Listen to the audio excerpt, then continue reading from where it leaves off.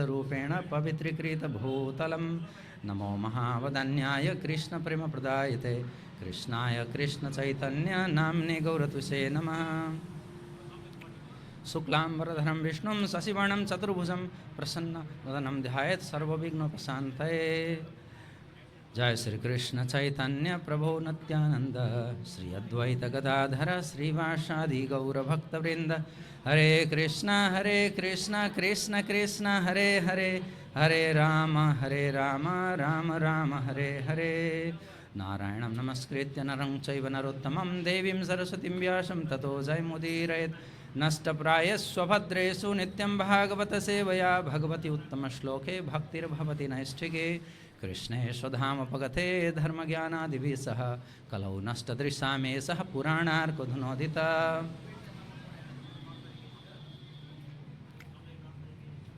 हरे कृष्ण। सो अखिल ब्रह्मांड नायक सर्वेश्वर भगवान पूर्ण पुरुषोत्तम श्री कृष्ण को अहैतुकी कृपाले हामीहरू पुराणहरूमध्ये सर्वश्रेष्ठ पुराण श्रीमद् भागवत महापुराण को इस 7 दिने कथा श्रवण इस क्षेत्र अर्थात कालिका नगर निवासी सदैव माताजी गंगा कार्की माताजी को संकल्प में वहाँ का पितृहरूको कल्याणार्थ यो आयोजना गरेर हामी सबैले भगवानको कथा सुन्ने मौका पाएका छौं र हामी सबै आजका दिन चाहिँ आज पहिलो दिन कलश यात्रा इत्यादिको कारणले हामी हाम्रो वास्तविक समय हाम्रो कथाको समय भन्दा धेरै ढिला छौं र छोटो समयमा आज कथा भ्याउनु पर्ने छ आजको लागि। त भोलि हामीहरू योभन्दा अझ 3 घण्टा पहिलेदेखि नै कथा सुरु गरिसकेका हुनेछौँ। श्रीमद् भागवत महापुराण अहिले तपाईँ हामी हेऱ्यौँ भने नेपालमा भारतमा जतासुकै श्रीमद् भागवत महापुराणकै चर्चा परिचर्चा भेट्नुहुन्छ। जहाँ पनि सत्संग भनिन्छ अथवा जे पनि कार्य जे पनि कारणले जे पनि उद्देश्यले मान्छेहरू अहिले श्रीमद् भागवत महापुराणकै चर्चा गरिरहेको भेट्नुहुन्छ। हामी सबैले भेट्छौँ। कतिपय कुनै एक दृष्टिकोणबाट हेर्ने हो भने श्रीमद् भागवत महापुराणको प्रयोजन जीवलाई उसले बिर्सिएको उसको परम गन्तव्य, उसको परम स्रोत, उसको परम सम्बन्ध, उसको परम प्रेमी भगवान पूर्ण पुरुषोत्तम श्री कृष्णसँग उसको छुटेको सम्बन्ध स्थापित गर्नु हो र यस संसारबाट आसक्तिलाई हटाएर संसारबाट विरक्त भएर भगवानसँग प्रेमा भक्तिमा एकाग्र हुनु हो। तर भागवत को त्यो मूलभूत उद्देश्य हुँदाहुँदै पनि कतिपयलाई यसमा जसलाई रुचि हुँदैन, जसलाई यो कुरा महत्त्वपूर्ण लाग्दैन, ती व्यक्तित्वहरूले विभिन्न कारणले पनि विभिन्न अन्य प्रयोजन राखेर पनि भागवतम चर्चा गर्ने गरेको भेटिन्छ है। र यो आजको जुन यो हामी सुरु गर्दैछौँ यो भागवत, यो त इतिहासमै यो अर्थात् भागवतकै चर्चा यसरी नै भएको छ गोकर्णद्वारा हैन। सो यो चाहिँ परम्परागत चर्चा हो, शास्त्रीय चर्चा हो। तर कतिपय जुन शास्त्रमा जुन प्रयोजनका लागि भएका थिएन त्यो अन्य प्रयोजन राखेर पनि भागवतको चर्चा भइरहेको देखिन्छ। खैर जे होस्, आजकल मान्छेहरू नसापान गर्नको लागि विशेष गरी युवाहरूको कुरा गर्ने हो भने उनीहरू खेलकुद जिते पनि नसापान गर्छन्, खेलकुद हारे पनि नसापान गर्छन्, एक्जाम पास गरे पनि नसापान गर्छन्, एक्जाम फेल गरे पनि नसापान गर्छन्। भनेको केही पनि कारण होस् नशा पान गर्छन्। त भक्तहरू अथवा श्रद्धालुहरू जेसुकै कारणले होस्, क्याम्पस बनाउन होस् या अस्पताल बनाउन होस् या बाटो बनाउन होस् या केही सामान्य किसिमको केही अन्य प्रयोजनले होस्, भागवतको चर्चा नगरी बस्न सक्दैनन्। यो कलियुगमा भगवान कृष्ण भागवतको रूपमा प्रकट हुनुभएको, त्यो हामी चर्चा गर्छौँ। त भागवतको चर्चा नगरी अहिले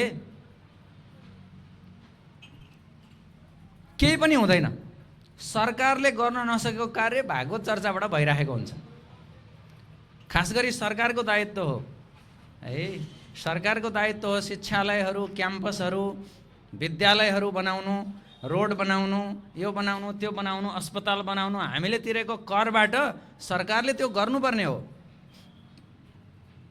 तर नेपाल सरकार, तपाईँ हामी सबैले अनुभव गरेकै छौँ कस्तो छ, के छ, कति भइरहेछ भन्ने कुरा, त्यसमा म जाँदिनँ। अब नेपालमा अधिकांश हिन्दू धर्मावलम्बी भएको हुनाले हिन्दू धर्मावलम्बीहरूले श्रीमद् भागवत महापुराणप्रति श्रद्धा गर्ने हुँदा र त्यो श्रद्धावश भागवतको चर्चामा दान गर्ने कुरा पनि अवश्य छ। त्यो दान मार्फत विभिन्न सामाजिक क्रियाकलापहरू, सामाजिक कार्यहरू पनि भइआएका छन्, जुन चाहिँ भागवतको मूलभूत उद्देश्य चाहिँ होइन। सामाजिक कार्यहरूको बहानामा भागवत सुन्नु राम्रो हो, भागवत पुराणको मूलभूत उद्देश्य चाहिँ त्यो होइन है। तर भागवत पुराण हामी यहाँ जुन चर्चा गर्दैछौँ, यो भागवत पुराणको चर्चा चाहिँ कुनै भौतिक लाभको लागि गरिराखेका छैनौँ। हामीहरू विशुद्ध पितृहरूको उद्धारका लागि श्रद्धेय प्रभु लक्ष्मी शरण प्रभुले पारायण गर्नुहुन्छ यहाँ श्रीमद् भागवत महापुराणको पूर्ण प्रथम स्कन्धदेखि अन्तिमसम्म 12 स्कन्धसम्म पारायण गरेर पितृहरूको उद्धार त्यस पारायणबाट हुन्छ। हरेक दिन 4 घण्टा प्रभुले कम्तीमा पारायण गर्नुहुन्छ र त्यो पारायणबाट जीवितहरूको चाहिँ अलि उद्धार हुन गाह्रो छ। किन भन्दाखेरि जीवितहरूले संस्कृत बुझ्दैनन्। सो जीवितहरूको चाहिँ कल्याण हुने कसरी हो त भन्दा कथा मार्फत, नेपाली कथा गर्नु पर्यो। पारायणमा त अब के लेखेको छ उहाँले पढ्नुहुन्छ, अब त्यो सबैले सुन्न पनि पाउँदैन हैन, सुन्ने गरी उपलब्ध पनि हुँदैन र सुने पनि बुझ्नेवाला छैन। किन भन्दाखेरि हामी त बोर्डिङ स्कुल पढेर अब एप्पल भन्न सिकेर स्याउ भन्न बिर्सेकाहरू परियो कतिजना त है। त्यस कारणले यो जीवितहरूको उद्धारको लागि कथा हो, पितृको उद्धारको लागि पारायण हो। त हामी आज श्रीमद् भागवतमा धेरै ब्याकग्राउन्ड बाँड्दिनँ, किनकि हामीसँग समय धेरै, हाम्रो बजारिया भाषामा भन्ने हो भने हाम्रो ट्रेन 3 घण्टा लेट छ। सो अब यो पहिलो दिन ट्रेन 3 घण्टा लेट हुन्छ भन्ने सबैलाई थाहा थियो। त्यो एक्सपेक्टेड लेट हो भनेको त्यो पहिल्यै अनुमान गरिएको हो है।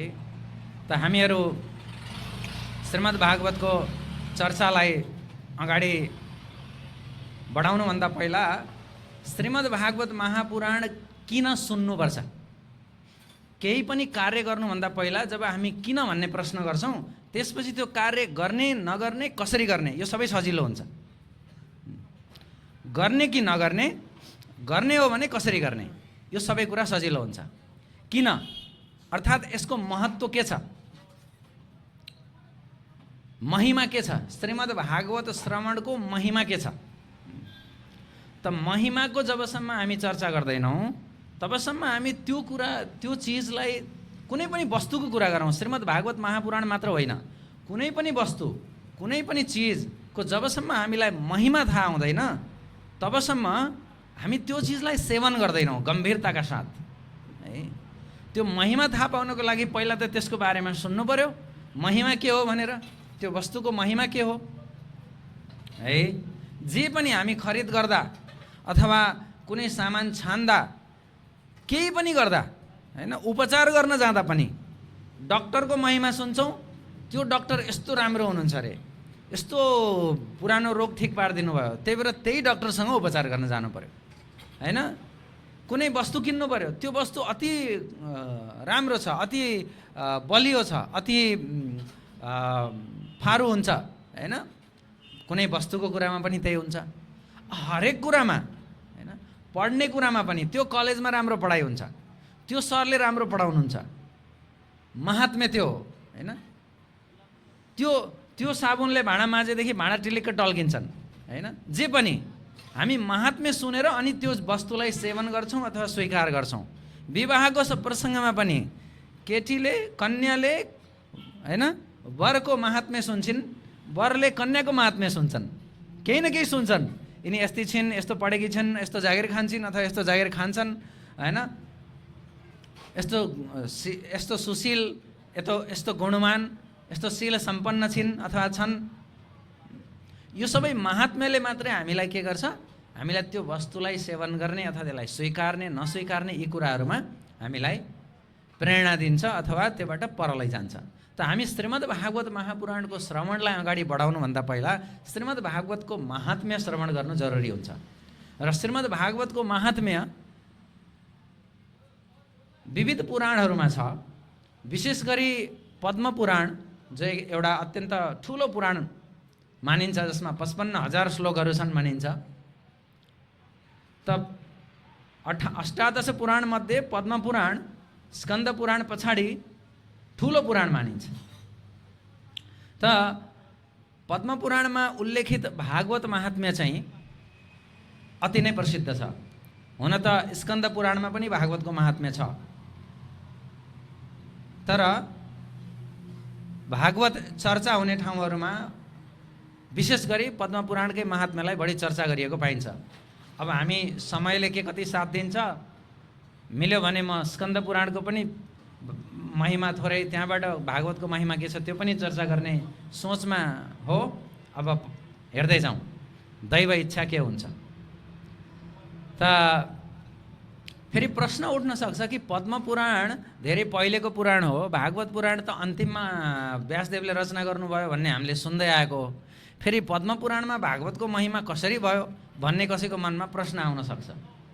अब त्यो प्रश्न पनि जायज हो, तर कुरा के त भन्दा यो भागवत पुराण नित्य हो, यो सनातन हो, हाम्रो परम्परा सनातन हो, त्यसरी भागवत पुराण पनि सनातन हो है। त्यसकारण पद्म पुराणमा भागवत पुराणको उल्लेख हुनु र भागवत पुराण पछि लेखिनु भन्ने कुरा चाहिँ यसको समाधान के त भन्दा यो सनातन हो, भागवत पुराण नित्य छ, पहिलेदेखि छ हो। यो अहिले द्वापर युगमा व्यासदेवले 17 पुराण लेखिसकेपछि पनि सन्तुष्टि भएन, अनि त्यसपछि फेरि नारद मुनिको आशीर्वाद र निर्देशन अनुसार उहाँले भागवत पुराणको अन्तिम, उहाँको 18 पुराण अन्तिम कृतिको रूपमा रचना गर्नुभयो।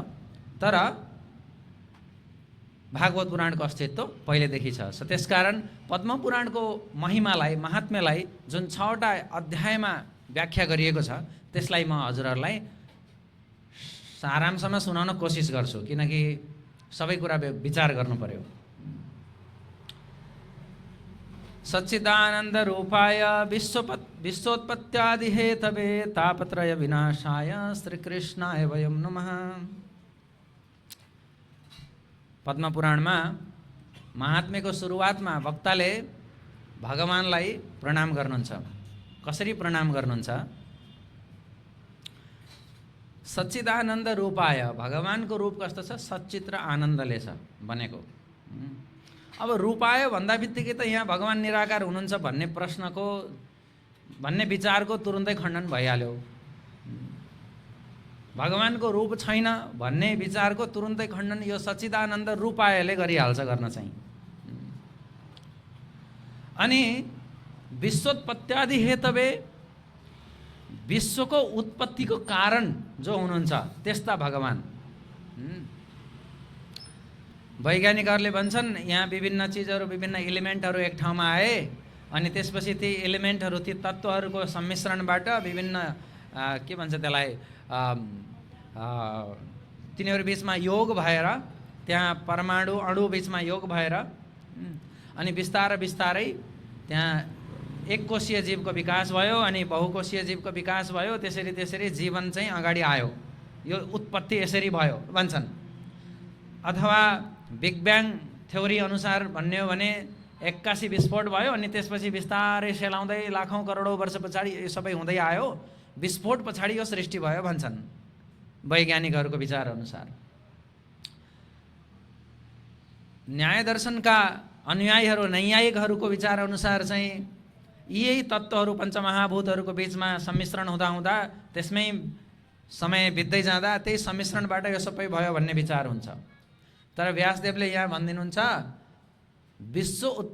विश्वोत्पत्त्यादि हेतवे, उत्पत्ति आदि हेतवे, उत्पत्ति पालन संहार, उत्पत्त्यादिले यो बताउँछ। विश्वको उत्पत्ति इत्यादि जो छ यसको कारण चाहिँ को हुनुहुन्छ? सच्चिदानन्द रूप भगवान हुनुहुन्छ। अब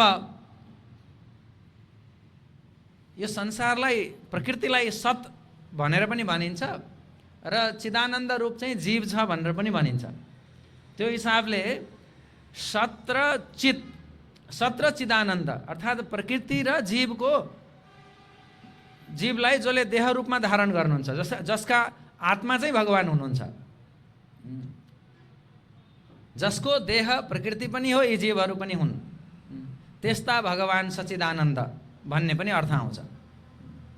त सच्चिदानन्द रूपाय विश्वोत्पत्त्यादि हेतवे व्यासदेवले भन्नुभयो विश्वको उत्पत्तिको कारण चाहिँ त्यो भगवान हुनुहुन्छ। त्यो भगवान कस्तो हुनुहुन्छ? गुणले युक्त हुनुहुन्छ अरे। फेरि निराकार निर्गुण हुनुहुन्छ भन्ने विचारको तुरुन्तै खण्डन गर्नुहुन्छ। गुण भनेको के? तपाईँ दयालु हुनुहुन्छ, तपाईँमा चाहिँ धेरै दया छ, तपाईँमा धेरै धन छ, तपाईँमा धेरै करुणा छ, यो त गुण हो नि त। अरूलाई देखेर तपाईँ दुखीलाई देखेर तपाईँ दुखी हुनुहुन्छ, दुखीलाई देखेपछि तपाईँ मद्दत गर्न चाहनुहुन्छ। त यो तापत्रय विनाशाय, यो संसारमा 3 तापमा जलिराखेका तपाईँ हामीहरू जो छौँ, तापत्रय भनेको 3टा ताप, आध्यात्मिक, आदि भौतिक, आदि दैविक। यो 3टा तापमा जलेकाहरूलाई जसले त्यो तापलाई विनाश गरिदिनुहुन्छ, जसले त्यो तापको विनाश गर्नेवाला, सबैजनालाई मन र शरीरले दुःख दिएको छ। सबैजना अरू जीवहरूबाट पनि दुखी छन्। अरू जीवहरू भनेको आफू बाहेक अरू सबै, त्यो जो पनि हुनसक्छ। लामखुट्टे हुनसक्छ, ब्याक्टेरिया हुनसक्छ, भाइरस हुनसक्छ, छिमेकी हुनसक्छ, घर परिवारकै सदस्य हुनसक्छ, दाजु भाइ इष्ट मित्र, श्रीमती श्रीमान, छोरा बुहारी, सासू नाति नातिना, जे पनि हुनसक्छ। छिमेकी राष्ट्र पनि हुनसक्छ। यो अरू जीवबाट हुने दुःख आदि भौतिक क्लेश अथवा आदि भौतिक ताप। अनि आध्यात्मिक त भनिहाले, र आदि दैविक भनेको दैविक प्रकोपबाट, अर्थात् बाढी, पहिरो, भूकम्प इत्यादि इत्यादि, आगलागी, यी कुराहरू है, यी दैवी प्रकोपहरू भए। त यो दैवी प्रकोपबाट हुने दुःख, आत्मा र के आध्यात्मिक मन र शरीरबाट हुने दुःख र अरू जीवहरूबाट हुने दुःख, यो 3 किसिमको दुःखलाई जसले नाश गरिदिनुहुन्छ, तापत्रय विनाशाय, त्यस्तालाई विनाश गर्नेवालालाई, श्रीकृष्णाय, उहाँ को हुनुहुन्छ? श्रीकृष्ण हुनुहुन्छ अरे। श्रीकृष्णाय, श्रीकृष्णलाई। अब यहाँ श्रीकृष्णायको ठाउँमा गोपालाय भने पनि यहाँ छन्द बिग्रिन्थेन, गोविन्दाय भने पनि बिग्रिन्थेन। तर यहाँ श्रीकृष्णाय भन्नुको पछाडि ठुलो कारण छ। श्री भन्नुको अर्थ यहाँ धेरै गहिरो अर्थ छ। श्रीको अर्थ लक्ष्मी पनि हुन्छ, मुख्य रूपमा श्रीको अर्थ लक्ष्मी हुन्छ। यहाँ कृष्णसँग श्री लागेको हुनाले श्रीको अर्थ राधा पनि हो, श्रीको अर्थ कृष्णका 16,108 रानीहरू पनि हो। अब व्यासदेवले सबै 16,108 रानीको अगाडि श्री लाएर 16,108 श्री कृष्णाय भन्दाखेरि त यहाँ बिग्रिने भयो कुरो। एउटै श्रीले सबैलाई काम चलाइदिनु भयो उहाँले। श्रीकृष्णाय भनेको उहाँका पत्नी रुक्मिणी इत्यादि जति पनि रानीहरू हुनुहुन्छ, अथवा राधा रानी सहित जति पनि उहाँका शक्तिहरू हुनुहुन्छ,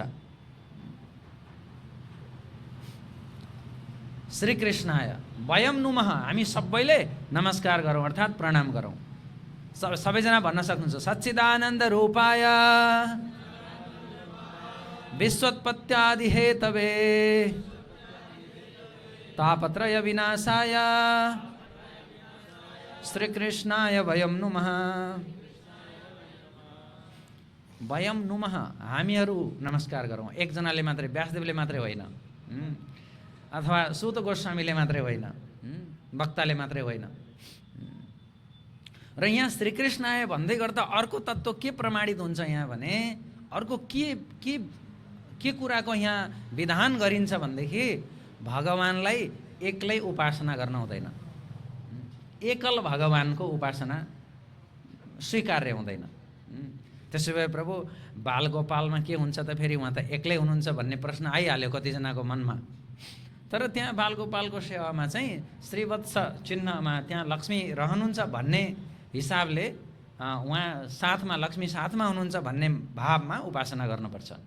र अन्य हिसाबमा हेर्ने हो भने सीताराम, लक्ष्मीनारायण, राधाकृष्ण, रुक्मिणी कृष्ण, यसरी भगवानलाई युगल रूपमा उपासना गर्नुपर्छ भन्ने कुरा यो महात्म्यको सुरुवातमा पहिलो श्लोकबाट उहाँले सबै कुरा स्थापित गरिसक्नुभयो हैन। भगवान निराकार हुनुहुन्न, निर्गुण हुनुहुन्न। यो संसारको कारण, यो संसारको उत्पत्ति, पालन र संहारको कारण चाहिँ स्वयं भगवान हुनुहुन्छ। कुनै वैज्ञानिक, कुनै विस्फोट, कुनै एलिमेन्ट, कुनै कम्पाउन्ड, कुनै केही तत्त्वहरू होइनन्, भगवान हुनुहुन्छ। र त्यस्ता भगवानमा गुण छन्। उहाँ दयालु हुनुहुन्छ, त्रितापमा जलेकाहरूलाई त्यो ताप विनाश गरिदिनुहुन्छ। त्यस्ता गुणवान हुनुहुन्छ भगवान। उहाँ सगुण हुनुहुन्छ, गुणले युक्त हुनुहुन्छ। र निर्गुणलाई तपाईँले, निराकारलाई कसरी नमस्कार गर्ने, कसरी उहाँको भक्ति गर्ने? त्यो त सम्भव छैन हैन।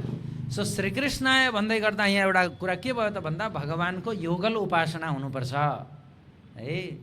शक्ति र शक्तिमानलाई छुट्याएर उपासना गर्ने होइन, शक्ति सहित भगवानको उपासना गर्नुपर्छ। त भगवान युगल रूपमा उपासना गरिएन भने भगवानको के हुन्छ? तपाईहरुलाई थाहा छ, रामायण पनि तपाईँ हामीले सुन्दै आएको कुरा हो हैन। भगवान जब वनवासमा हुनुहुन्थ्यो त्यो बेलामा सुपर्णखा आउनुभयो। सीताराम, लक्ष्मणजी हुनुहुन्छ। रामचन्द्रलाई देखेर, उहाँको त्यो मनमोहक रूप देखेर दण्डकारण्यका ऋषिहरू त मोहित भए, अब सुपर्णखा मोहित नहुने कुरो भएन। यसलाई के कुरा गर्नु र भने जस्तो भाव हुन्छ। यसलाई कैमुक्त न्याय भन्छ। कैमुक्त न्याय भनेको के भन्दा, के मुक्त, के कुरा गर्नु, के कुरा गर्नु र? अब ऋषिहरू त आकर्षित भए, अब ती सुपर्णखा जो स्त्री छिन् उनी रामचन्द्रलाई देखेर आकर्षित नहुने त कुरो भएन। सुपर्णखाको के कुरा गर्नु, के मुक्त? सो के भयो त भन्दा, सुपर्णखाले रामचन्द्रलाई ल तपाईले मलाई स्वीकार्नुहोस् भन्नुभयो। भगवान भन्नुहुन्छ, म त एक पत्नी व्रतवाला हुँ, मेरी अर्धाङ्गिनी हुन्, अब म कसरी स्वीकारौँ तिमीलाई? म अर्को कुरा, अहिले म मर्यादामा बाँधिएको छु यो, त्यही भएर म स्वीकार्न सक्दिनँ, बरु यो केटो एक्लै छ भनेर लक्ष्मणतिर देखाउनु भयो भगवानले। अनि लक्ष्मणले भन्नुहुन्छ, मलाई बिहे, मसँग बिहे गर्यो भने तिमी त नोकरानी हुने हो भाइ। तिमी महारानी हुन्छौ कि नोकरानी हुन्छौ? उहाँलाई बिहे गर्यो भने महारानी हुन्छौ, मलाई बिहे गर्यो भने नोकरानी हुन्छौ। कुन रानी हुने, नोकरानी हुने या महारानी हुने? लक्ष्मणले भन्नुभयो। फेरि उनी रामचन्द्रमा जान्छन्। अनि फेरि रामचन्द्रले फेरि केही भन्छ, फेरि लक्ष्मण कहाँ आउँछन्। त्यो यताउता आना जाना भयो। अनि यसो त्यहाँ सीताको कारणले यो सबै विभिन्न झ्यालमा कुद्नु पर्यो। नेपालको सरकारी कार्यालयमा भन्छन् नि कतिपयले हैन, कहिले यो झ्यालमा, कहिले त्यो झ्यालमा, कहिले यो झ्यालमा, कहिले त्यो झ्यालमा। सुपर्णखाको यस्तो हालत भएपछि यसको कारण को हो त भन्दा यो सीता हुन्। अनि सीतामाथि आक्रमण गर्नु पर्यो भन्ने भयो। अनि त्यसपछि के हालत भयो सुपर्णाको तपाईँलाई थाहा छ। भनेको सीतालाई छोडेर केवल रामलाई चाहँदाखेरि के भयो? नाक रहेन। नाक के भयो? रहेन। एकजनालाई मात्रै चाहँदा, सीतालाई छोडेर रामचन्द्रलाई मात्रै चाहँदा। फेरि होइन म सीतालाई मात्रै चाहन्छु नि त त्यसो भए भनेर कसैले भन्ला। फेरि रामायण त तपाईँ हामीलाई थाहै छ। रावण जोगीको भेषैमा कुटीमा आएकै हुन्। लक्ष्मणले चाहिँ लक्ष्मण रेखा पार नगर्नु भाउजू भनेर उहाँ उता हिँड्नु पर्यो बाध्यता भएर, होइन। त्यसपछि रावणले सीतालाई लिएर गए। रामचन्द्र त चाहेनन् उनले केवल सीता चाहे। भले उनले लगेर सीतालाई स्पर्श पनि गरेनन्, राखे त्यहाँ, होइन, अशोक वाटिकामा। तर उनले रामचन्द्र चाहेनन्, केवल सीता चाहे। र माता जानकीले सीताले के पनि भन्नु, रावणलाई धेरै सम्झाउनु भयो, ल मलाई फिर्ता गरिदेऊ, तिमी यो पङ्गा नल्याऊ, होइन। धेरै उनलाई उपदेश दिनुभयो, तर उसले सुनेनन्। रामलाई सामान्य मानिस ठाने।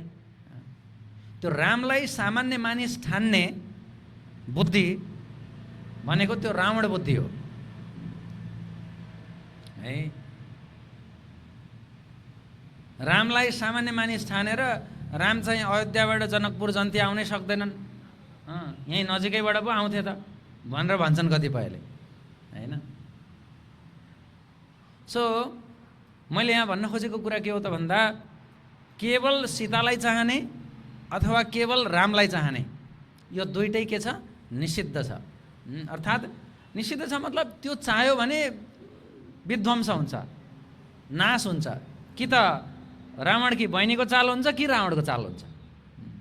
सो त्यसकारण युगल उपासनाको सिफारिस गर्नुहुन्छ हाम्रा आचार्यगणहरूले पनि। सो त्यसकारण यहाँ सुत गोस्वामी व्यासदेवले उल्लेख गर्नुभयो श्रीकृष्णाय वयं नमः। श्रीकृष्णलाई भनेको राधाकृष्णलाई हामी नमस्कार गरौँ। यम प्रभजन्तमनुपेतमपेतकृत्यं द्वैपायन विरह कातरा जुहाव पुत्रेति तन्मयतया तरवोऽभिनेदुष तं सर्वभूतहृदयं मुनिमानतोऽस्मि। त सुत गोस्वामीले आफ्ना गुरुदेवलाई वन्दना गर्नुहुन्छ।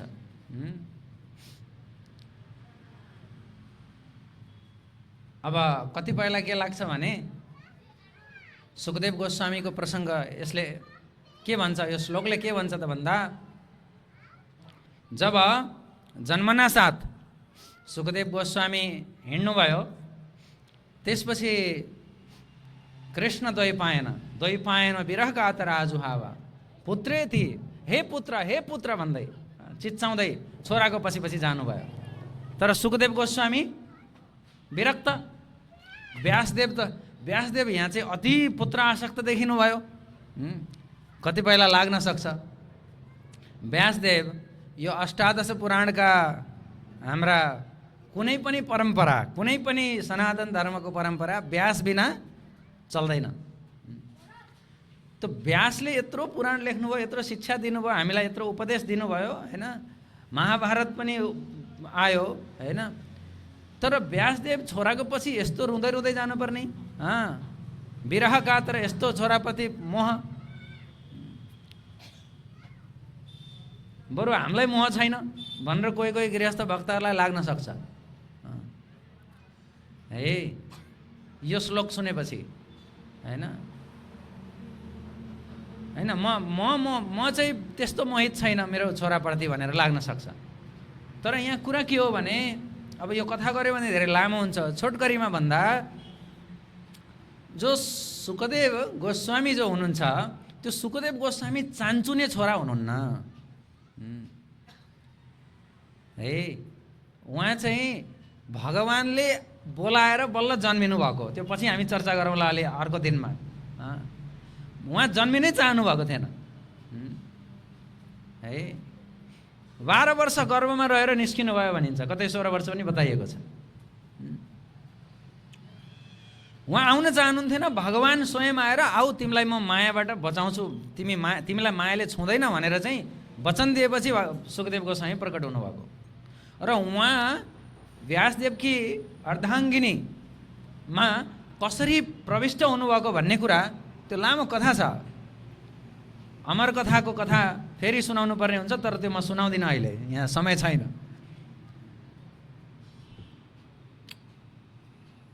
अमर कथा मार्फत जब शिवले पार्वतीलाई कथा सुनाउँदै हुनुहुन्थ्यो, कसैले पनि नसुन्ने अवस्थामा मात्रै सुनाउन चाहनुभएको थियो, तर त्यहाँ चाहिँ एउटा सुगाले सुन्न पाउनुभयो। त्यो सुगा चाहिँ लीला सुगा हुनुहुन्छ। अब यो कहाँ हो के हो भन्नु होला, विष्णु यामल तन्त्रमा यसको व्याख्या छ। र त्यो सुख जब उहाँले सुन्नुभयो भन्ने थाहा भयो र शिवजीले थाहा पाउनुभयो, मैले त पार्वतीलाई मात्रै उपदेश दिन खोजेको थिएँ, अर्काले सुनेछ। उहाँलाई लखेट्दै जाँदाखेरि चाहिँ सूर्यलाई अर्घ दिन लागे कि व्यासपत्नीको मुखबाट सुगा प्रवेश गरिदिनु भयो भित्र। त्यसरी त्यो सुगा चाहिँ स्वयं राधा रानीको प्रिय पात्र हुनुहुन्थ्यो। र अझ एक हिसाबले, अर्को हिसाबले भन्ने हो भने उहाँ स्वयं कृष्ण हुनुहुन्थ्यो भनिएको छ त्यहाँ है। कृष्णले जसरी चैतन्य महाप्रभुको हामी चर्चा गर्छौँ, कसरी चाहिँ राधा रानीको प्रेम कति छ, कस्तो हुन्छ, त्यो प्रेम स्वाद लिनका लागि भगवान श्री चैतन्य महाप्रभु भन्नुभयो। त्यसरी नै लीला सुख भनेर राधा रानीले त्यो सुगालाई चुम्बन गर्नुहुन्थ्यो। सो त्यस्तो उहाँको इतिहास हो। र भन्न खोजेको कुरा के भने, शिवजीबाट कथा सुनिसकेका छोरा हुन् कि अमर कथा सुनिसकेका छोरा हुन्, जो सुखदेव गोस्वामी भएर जन्मेका छन्। त्यस्तो अमर कथा सुनिसकेको छोराले त मलाई पनि केही सुनाओस्, म पनि उनीबाट केही सुनौ, यो भाव हो व्यासदेवको। यो होइन कि मेरो छोरो घर छोडेर भाग्यो जोगी भयो अहिलेका बाबामा जस्तो है। कतिपय युवा केटाहरू जब भगवानको नाम भजन गर्न थाल्छन्, धोती लाउन थाल्छन्, तिलक लाउन थाल्छन्, शिखा पाल्न थाल्छन्, बुवा आमाहरूलाई समस्या हुन्छ, यो त जोगी पो भइहाल्छ कि भनेर। त व्यासदेवको चाहिँ यस्तो होइन है। व्यासदेवलाई चाहिँ के चाहिएको भने, शिवजीबाट सुनेका छौ बाबु तिमीले, त्यत्रो सुनेको कुरो मलाई त केही सुनाऊ, तिमी कहाँ भाग्ने अहिले, त्यही भएर तिमीबाट म सुन्न चाहन्छु, यो भावना हो व्यासदेवको। पुत्र आसक्त कठोपनिषदमा बताइएको छ, तीनटा इच्छाहरू, पुत्रैषणा, लोकैषणा र वित्तैषणा। त्यो पुत्रैषणालाई जीवैषणा पनि भनिन्छ। तीनटा इच्छाहरू चाहिँ यो संसारमा जीवलाई बाँधिराख्नका लागि यी तीनटा इच्छाहरूले बाँधिराख्छन् रे। पुत्रको चाहना, वित्तको चाहना, पैसाको चाहना र प्रसिद्धिको चाहना, लोकैषणा है। त यहाँ व्यासदेव यो छोराप्रति आसक्त भएको र हे पुत्र भन्दै चिच्चाउँदै गएको चाहिँ के होइन, सामान्य होइन, कथा सुन्ने प्रयोजन हो।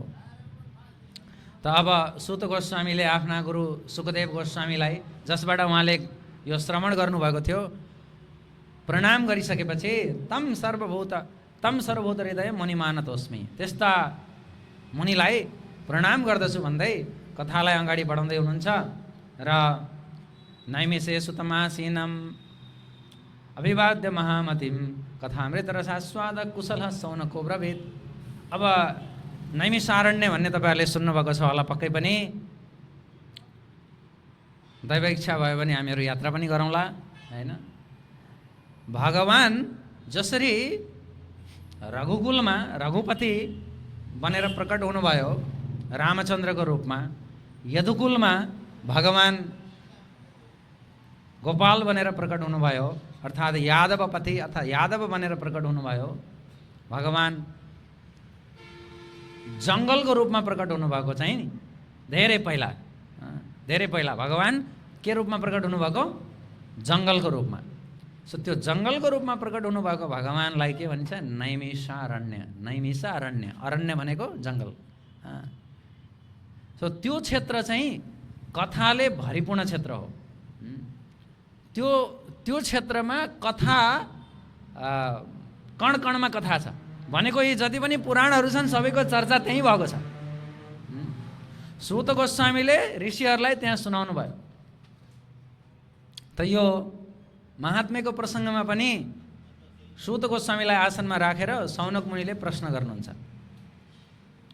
कलियुग आउन थाल्यो अनि जीवहरू असुर जस्ता हुन थाले, क्लेशले आक्रान्त हुन थाले है।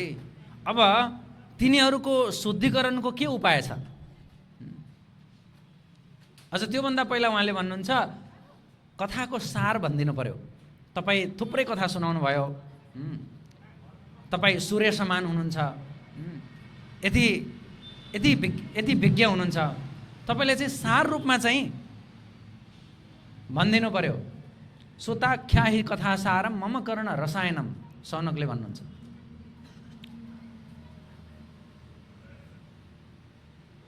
र ती जीवहरू जो असुर हुँदैछन् तिनीहरूको शुद्धिकरणको उपाय के हो यो पनि सोध्नुहुन्छ। र सँगसँगै कृष्ण प्राप्तिकरम शाश्वत साधनम तद्वद अधुना, कृष्णलाई प्राप्ति गराउने साधन के हो यो पनि सोध्दै हुनुहुन्छ। र फेरि भन्नुहुन्छ वैकुण्ठ प्राप्ति जो योगीहरूलाई पनि दुर्लभ छ। वैकुण्ठ भनेको वैकुण्ठ धाम मात्रै होइन, वैकुण्ठ भगवानको नाम पनि हो। वैकुण्ठ भगवानको नाम भएर त्यो ठाउँको नाम पनि वैकुण्ठ हो। पहिला नाम भगवानको वैकुण्ठ, विगत कुण्ठा है। प्रयच्छति गुरु प्रीतो वैकुण्ठम योगी दुर्लभम है। चिन्तामणि लोकसुखम सुरद्रुह स्वर्ग सम्पदम। चिन्तामणि इत्यादिले चाहिँ यहाँ ऐश्वर्य प्राप्ति गराउन सक्छ, अरू केही पुण्य इत्यादि कार्यहरूले चाहिँ स्वर्ग प्राप्ति गराउन सक्छ। तर गुरु प्रसन्न हुनुभयो भने, प्रयच्छति गुरु प्रीतो, गुरु प्रसन्न हुनुभयो भने वैकुण्ठम योगी दुर्लभम, हजुर प्रसन्न हुनुभयो भने त हामीलाई वैकुण्ठ प्रदान गर्न सक्नुहुन्छ हैन, जो योगीहरूले पनि प्राप्त गर्न बडा गाह्रो छ। सौनकले यसरी प्रश्न गरिसकेपछि सूत गोस्वामी अति प्रसन्न हुनुभयो र अब उहाँले जवाफ दिन थाल्नुभयो सौनकको प्रश्नको। सौनक लगायत हजारौं ऋषिहरू उहाँका साथमा हुनुहुन्छ सौनकको नेतृत्वमा। सुतौवाच प्रीतिः सौनक चित्तेत्य हेतुवच्मे विचार्य च सर्वसिद्धान्त निष्पन्नं संसार भयनाशनम् काल व्याल मुखग्रास त्रास निर्नाश हेतवे श्रीमद्भागवतं शास्त्रं कलौ कीरेण भाषितं जन्मान्तरे भवेत् पुण्यं तदा भागवतं लभेत्।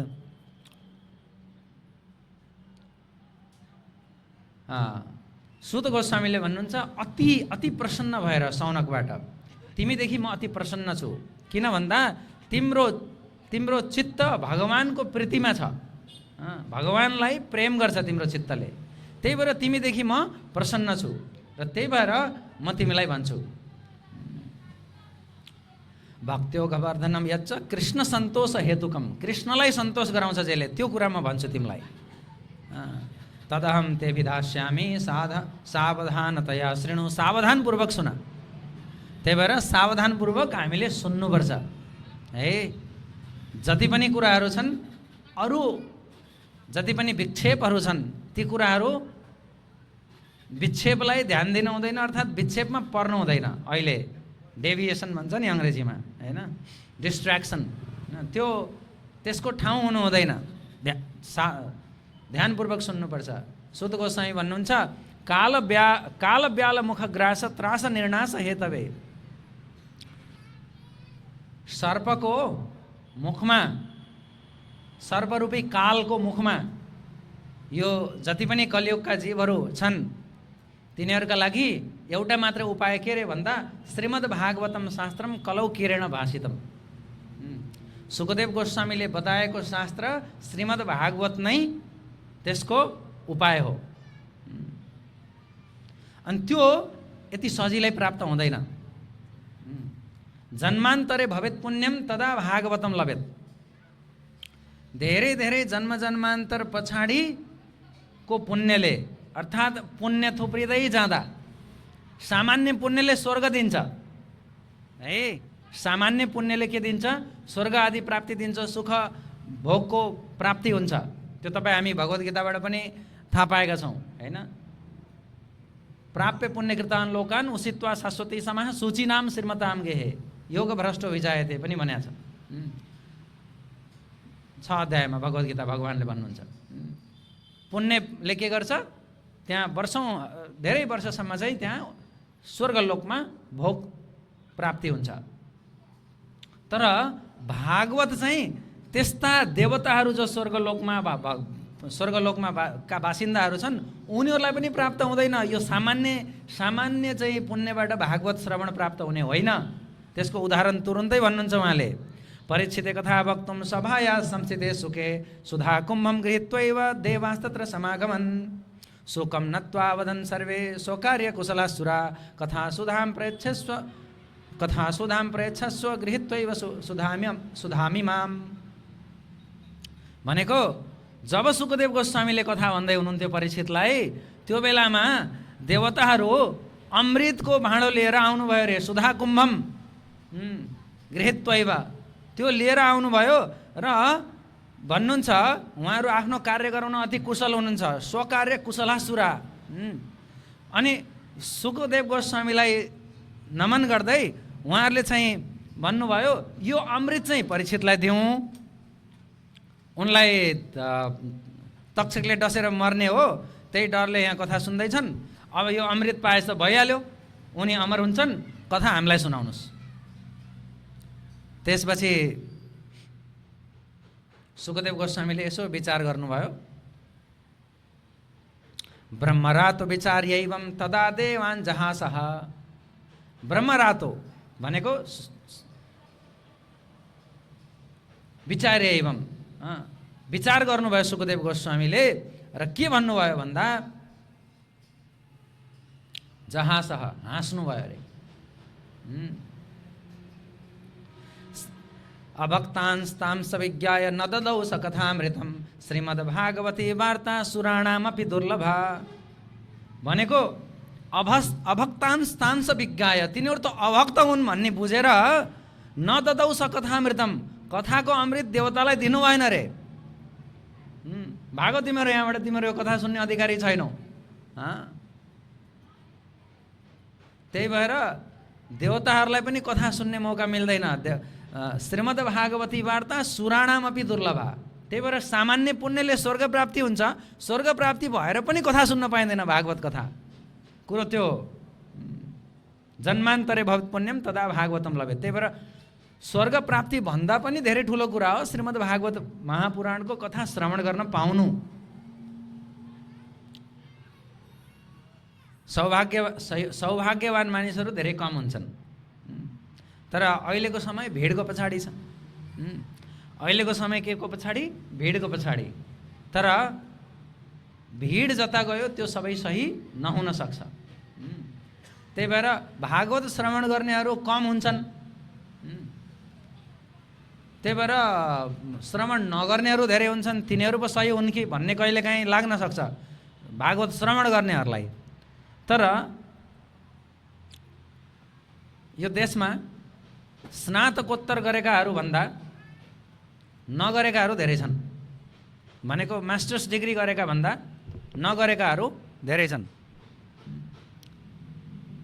अझ पिएचडी गरेकाहरू भन्दा त अब नगरेकाहरू कति हो कति धेरै छन्। सो त्यही भएर जो धेरै छ त्यसकै पछि लाग्नु सही हो भन्ने चाहिँ होइन है। र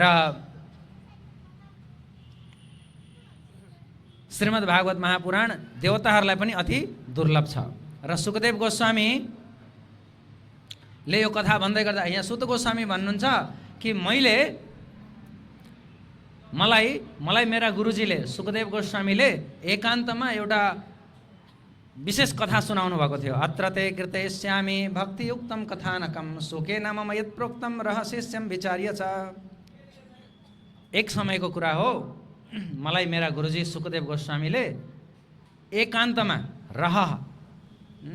एकान्तमा जे सुनाउनु भएको थियो त्यो म तपाईँलाई भन्छु। के सुनाउनु भएको थियो? एकदा हि विशालायां चत्वार ऋषयो मला सत्सङ्गार्थं समायाता ददृशुस्तत्र नारदम्। एक समयको कुरा हो, विशालायाम, विशालपुरीमा। विशालपुरी भनेको बद्रीको आश्रम भन्छ अहिले जहाँ, त्यसलाई बद्री विशाल पनि भनिन्छ। बद्री विशाल किन भनिन्छ भने त्यहाँ विशाल नामका राजा थिए। ती राजाबाट भगवान अति प्रसन्न हुनुभयो अनि भगवानले तिम्रो नाम पनि मेरो नामको पछाडि, यहाँ मेरो ठाउँको नामको पछाडि तिम्रो पनि नाम होस् भनेर भगवानले भन्नुभयो। त्यही भएर बद्री विशाल भनिन्छ अथवा विशालपुरी पनि भनिन्छ। त्यहाँ ब्रह्माका पुत्रहरू 4 कुमारहरू त्यहाँ रहनुहुन्थ्यो। ब्रह्माका पुत्र चतुष्कुमार पहिलो सृष्टि ब्रह्माजीको है। अनि उहाँहरूले भन्नुभयो हामी सृष्टि अगाडि बढाउँदैनौँ, हामी त भगवानको भजन गर्ने। त्यसपछि उहाँहरू अहिलेसम्म पनि भगवानको भजनमा हुनुहुन्छ। पहिला ब्रह्मानन्दमा हुनुहुन्थ्यो, अहिले भगवत आनन्दमा हुनुहुन्छ।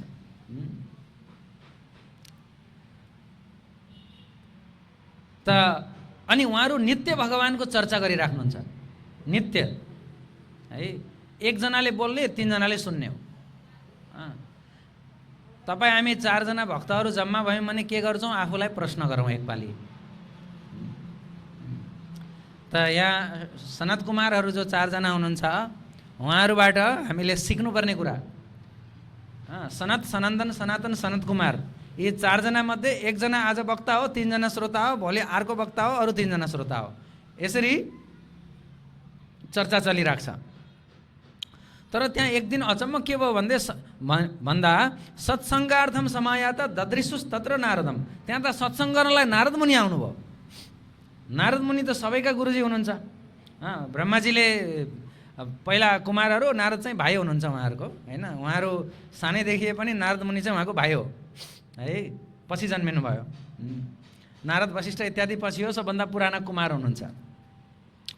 त नारद मुनि त्यहाँ सत्सङ्गको लागि आउँदाखेरि कुमारहरूले देख्नुभयो र सोध्नुहुन्छ, कथम ब्रह्मदिन मुख कुतश्चिन्ता तुरो भवान् त्वरितं गम्यते कुत्र कुतश्चागमनं तव इदानीं शून्यचित्तोऽसि गतवित्तो यथा जनः तवेदं मुक्तसङ्गस्य नोचितं वद कारणं। ल, नारद मुनिको हालत कस्तो छ त्यहाँ पुग्दा सुन्नुहोस्। उहाँको हुलिया, नारद मुनिको हुलिया बताउँदै हुनुहुन्छ कुमारजीहरू। कुमारः उचु भन्नुहुन्छ यहाँ सुत गोस्वामीले। कथम ब्रह्मदिन मुख, दीन मुख भनेको अति दुखी, अति निन्याउरो मुख छ। कथम, कसरी, किन? कुतश्चिन्ता तुरो भवान्, तपाईँ कसरी यस्तो चिन्तातुर हुनुभयो? त्वरितम गम्यते कुत्र, कहाँ जान हिँडेको हो? कुतश्चागमनं तव, कहाँबाट आउनुभएको तपाईँ नारदजी? अनि तपाईँको हालत कस्तो छ? इदानीं शून्य चित्तोसी, तपाईँको त चित्तै छैन जस्तो छ। कस्तो भन्दा गतवित्तो यथा जना, पैसा हराएको मान्छे जस्तो। मान्छेको पैसा लुट्यो भने त्यसको हालत कस्तो हुन्छ? गतवित्तो यथा जना। अहिलेको समयमा अलि ठुलै बजेट हराओस् अनि उसको अनुहार हेरेपछि जस्तो हुन्छ, नारद मुनिको हालत त्यस्तो छ। तपाईँ त मुक्तसँग हुनुहुन्छ, तवेदम मुक्तसङ्गस्य नोचितं वद कारणं। यो त उचित होइन, तपाईँ यस्तो चिन्ता त यस्तो शून्यचित्त दीनमुख हुनु, यो त त्यति उचित होइन। नउचितं वद कारणं, कारण के हो? कारण के हो भन्नुहोस् है। साधु, बैरागी, जहिले जहाँ घुम्ने, रातो पासपोर्टधारी, यो ब्रह्माण्डको जुनसुकै कुनामा र यो सृष्टिकै जुनसुकै कुनामा, गोलोक वृन्दावनको कुनामा जहाँ राधाकृष्ण केवल 2 जना मात्रै रहनुहुन्छ, त्यो ठाउँमा पनि जाने पासपोर्ट प्राप्त व्यक्ति नारद मुनि चिन्तातुर हुनुहुन्छ। यो त अचम्मको कुरो भयो। नउचितम, कुमारजीले भन्नुभयो है, कुमारः उचु कुमारहरूले भन्नुभयो। यो त अति मिल्दै नमिल्ने कुरो भयो नि त हैन। चिनी मिलवालाको घरमा गएर चिनी नहालेको चिया कसैले पाए जस्तो भएन?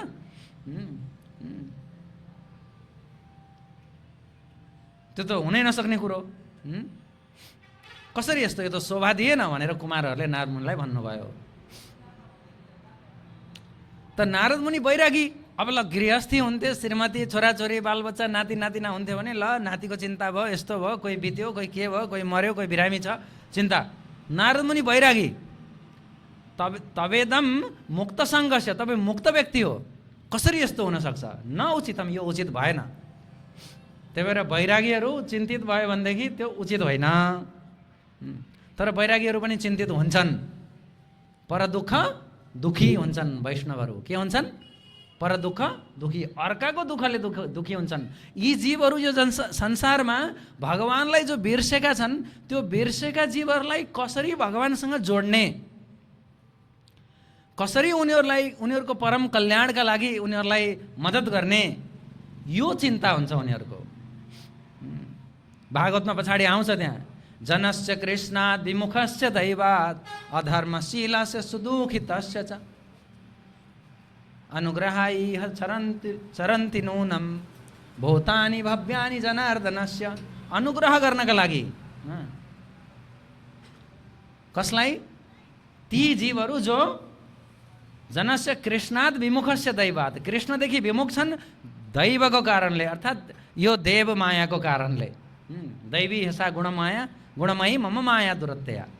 दैवी मायाको कारणले जो भगवानदेखि विमुख छन्, उनीहरूलाई देखेर, उनीहरूको दुःख देखेर, उनीहरूको अज्ञानतालाई देखेर वैष्णवजनहरू दुःखी हुन्छन्, नारद मुनि जस्ता। अनि नारद मुनिले कारण भन भनेपछि त भन्नु पर्यो। नारद मुनिलाई कारण भन भनेर कुमारहरूले भन्नुभयो, भन्नु पर्यो। अब कुरा के हो त भन्दा, म भगवानले यस्तो धेरै अवतार लिइराख्ने यो पृथ्वीमा म पनि एकपालि भ्रमण गरौँ भनेर हिँडेको के भयो भन्दा, पुष्कर पनि गएँ, प्रयाग गएँ, काशी, गोदावरी, हरिक्षेत्र, कुरुक्षेत्र, श्रीरङ्ग, सेतुबन्ध सबै गएँ। विभिन्न ठाउँमा गएँ। सबै ठाउँमा जाँदाखेरि त यहाँ त सबै चिज बर्बाद छ। कलिना धर्ममित्रेण धरेयम बाधिता धुना सत्यम नास्ति तपः शौचम दयादानम न विद्यते। यस्तो हालत देखेँ मैले। कस्तो? कलिना धर्ममित्रेण, कलिना अधर्ममित्रेण। कलिको अधर्म जुन मित्र हो, कलि र अधर्म के हुन्? पार्टनर हुन्, मित्र हुन् है। कलि र अधर्म मित्र हुन्। त कलिना धर्ममित्रेण, कलिको मित्र अधर्म, यसको कारणले यिनीहरूद्वारा धरेयम बाधिता धुना, यो पृथ्वी अहिले बाधित छ। अनि बाधित भयो भन्ने लक्षण के हो? सत्यम नास्ति, सत्य भन्ने छैन। तपः, तप पनि छैन। शौच भनेको पवित्रता पनि छैन। दया पनि छैन, दान पनि छैन। यस्तो हालत छ। सबै पाखण्डीहरू छन्। सन्त भनिनेहरू पनि पाखण्डी भइसके, विरक्त भनिनेहरू पनि फेरि सपरिग्रह, सङ्ग्रह गर्नमै व्यस्त छन् है। यसो गृहस्थहरू ठिक छन् कि भनेर गृहस्थहरूको घरमा गएको, तरुणी प्रभुता गेहे श्यालको बुद्धिदायक भनेको स्त्रीहरू पनि यस्तो बिग्रिए कि पापी स्त्रीहरूको कुरा गर्दै हुनुहुन्छ यहाँ नारद मुनिले। धर्मात्मा स्त्रीको कुरा होइन है, धर्मपरायण स्त्रीको कुरा होइन है। यस्ता स्त्री भयो कि बाआमासँग दाजुभाइसँग सल्लाह गरौँ भनेर पतिले भन्दा होइन, मेरो भाइसँग सल्लाह गरेर आउनुहोस् भनेर भन्छन्। शालको बुद्धिदायक भनेको बुद्धि दिनेवालो सालो भयो कलियुग। यस्तो हालत छ गृहस्थहरूको पनि। आश्रमा यवनै रुद्धास्तीर्थानि सरितस्तथा देवाताय नान्यत्र दुष्टैर नष्टानि भूरिशः। आश्रमहरूमा पनि यवनहरूको कब्जा भयो। यस्ता थुप्रै विकृतिहरूको साक्षी बन्नुभयो नारद मुनि। अनि उहाँले भन्नुहुन्छ, म एकपालि घुम्दै वृन्दावन जाम, अहिले भर्खरै भगवान आउनुभएको थियो त्यहाँ है, यो अलि भर्खरै ताजा ताजा ठाउँ हो, त्यहाँ केही होला हैन भनेर एवं पश्यन् कलिर्दोषान् पर्यटन नवनीमहम यामुनम तटमापन्नो यत्र लीला हरेर भूत। यमुनाको तटमा पुगेको, वंशीवटमा पुग्नुभयो नारद मुनि। त्यहाँ त के देख्नुभयो त भन्दा, त्यहाँ एउटा भिड थियो, त्यहाँ एउटी तरुणी थिइन्, त्यहाँ थुप्रैजना घेरिएका थिए वरपर, तर ती तरुणी दुखी थिइन्। तिनको छेउमा दुईजना बुढा देखिन्थे, वेददौतौ पतितौ पार्श्वे, दुईजना ढलेका थिए, बुढा भएका, निस्वसन्ता अचेतनौ, अचेतन थिए। शुश्रूषन्ति प्रबोधन्ति रुदति च तयो पुरा। रुँदै छिन्, यताउति हेर्दैछन् कसले मद्दत गर्ला भनेर। त्यस्तो हालतमा त्यहाँ मैले देखेँ। अनि तिनलाई देख्दाखेरि मैले पहिला त वास्ता गरेको थिएन, तर ती स्त्रीले के भनिन् भन्दा, भो भो साधो क्षणं तिष्ठ मच्चित्तामपि नाशय दर्शनं तव लोकस्य सर्वथा घरं परम। ए साधु पर्खिनुहोस् त कृपया भनेर यी स्त्रीले मलाई भनिन्। ती बालाले भनिन्, बालोरुवाच भनेको छ। के भनिन् त भन्दा, एकछिन पर्खिनुहोस् रे, मच्चिन्तामपि नाशय, मेरो चिन्ता पनि नाश गरिदिनुहोस्। यहाँ एउटा शब्द छ अपि, मच्चिन्ताम अपि नाशय, मेरो चिन्ता पनि नाश गरिदिनुहोस् रे। भनेको तपाईँले अरू सबैको त नाश गरिराख्नु भएकै छ, मेरो पनि नाश गरिदिनुहोस् भनेको। नारद मुनि जस्ता विरक्त साधुहरूको ठेक्का नै के हो त भन्दा, अरूको चिन्ता नाश गरिदिने हो। उहाँलाई नै टेन्डर परेको छ यसको। अनि जो चिन्ताले ग्रस्त छन् तिनीहरू सबै यो नारद मुनि परम्पराका अर्थात् नारद मुनि जस्ता उहाँका प्रतिनिधिहरूको आश्रयमा आउँछन् चिन्ताबाट अर्थात् शोकबाट मुक्त हुनका लागि। तर यो भन्नेवाली को हुनुहुन्छ त अब? उहाँले के भन्नुहुन्छ, दर्शनम तब लोकस्य सर्वथा अगहरम परम, सर्वथा अगहरम परम। तपाईको दर्शनले नै पाप नाश हुन्छ। कसले भन्दैछ? भक्ति देवीले भन्दै हुनुहुन्छ। नारद मुनिले प्रश्न गर्नुहुन्छ, तपाईँ यस्तो भन्नेवाली को हुनुहुन्छ? को हुनुहुन्छ तपाईँ? तपाईँको छेउछाउमा भएका यी को हुन्? अनि यी चाहिँ कमल नयनी स्त्रीहरू को हुन् जसले तपाईँलाई सेवा गरिराखेका छन्, यहाँ तपाईँलाई घेरिराखेका छन्? तपाईँको दुःखको कारण के हो? नारद मुनिले सोध्नुहुन्छ। अनि यी स्त्रीले बोल्नुहुन्छ, अहम भक्तिरिति ख्याता इमौ मे तनयो मतौ ज्ञान वैराग्य नामानौ कालयोगिन जर्जरौ। ल, अहम भक्तिरिति ख्याता, मलाई भक्ति भन्छन्। जो साधुहरू वृन्दावनमा, अयोध्यामा, चित्रकूटमा, दक्षिण भारतका विविध दिव्य देशहरूमा, विविध धामहरूमा साधुहरू जुन भक्तिको लागि याचना गर्दै कहिले लडीबुडी गर्छन्, कहिले परिक्रमा गर्छन्, कहिले दण्डवत परिक्रमा गर्छन्, कहिले 108 दण्डवत परिक्रमा गर्छन्, कहिले के तपस्या गर्छन्, यो सबै तपस्या गरेर प्राप्त गर्न खोजेको भक्ति देवी साक्षात् यहाँ दुखी हुनुहुन्छ। भक्ति देवी दुखी, हेर्नु त। त्यसो भए भक्ति किन गर्ने हो? भक्ति देवी नै दुखी हुनुहुँदो रहेछ। गलत ठाउँमा पो छौँ कि क्या हामी?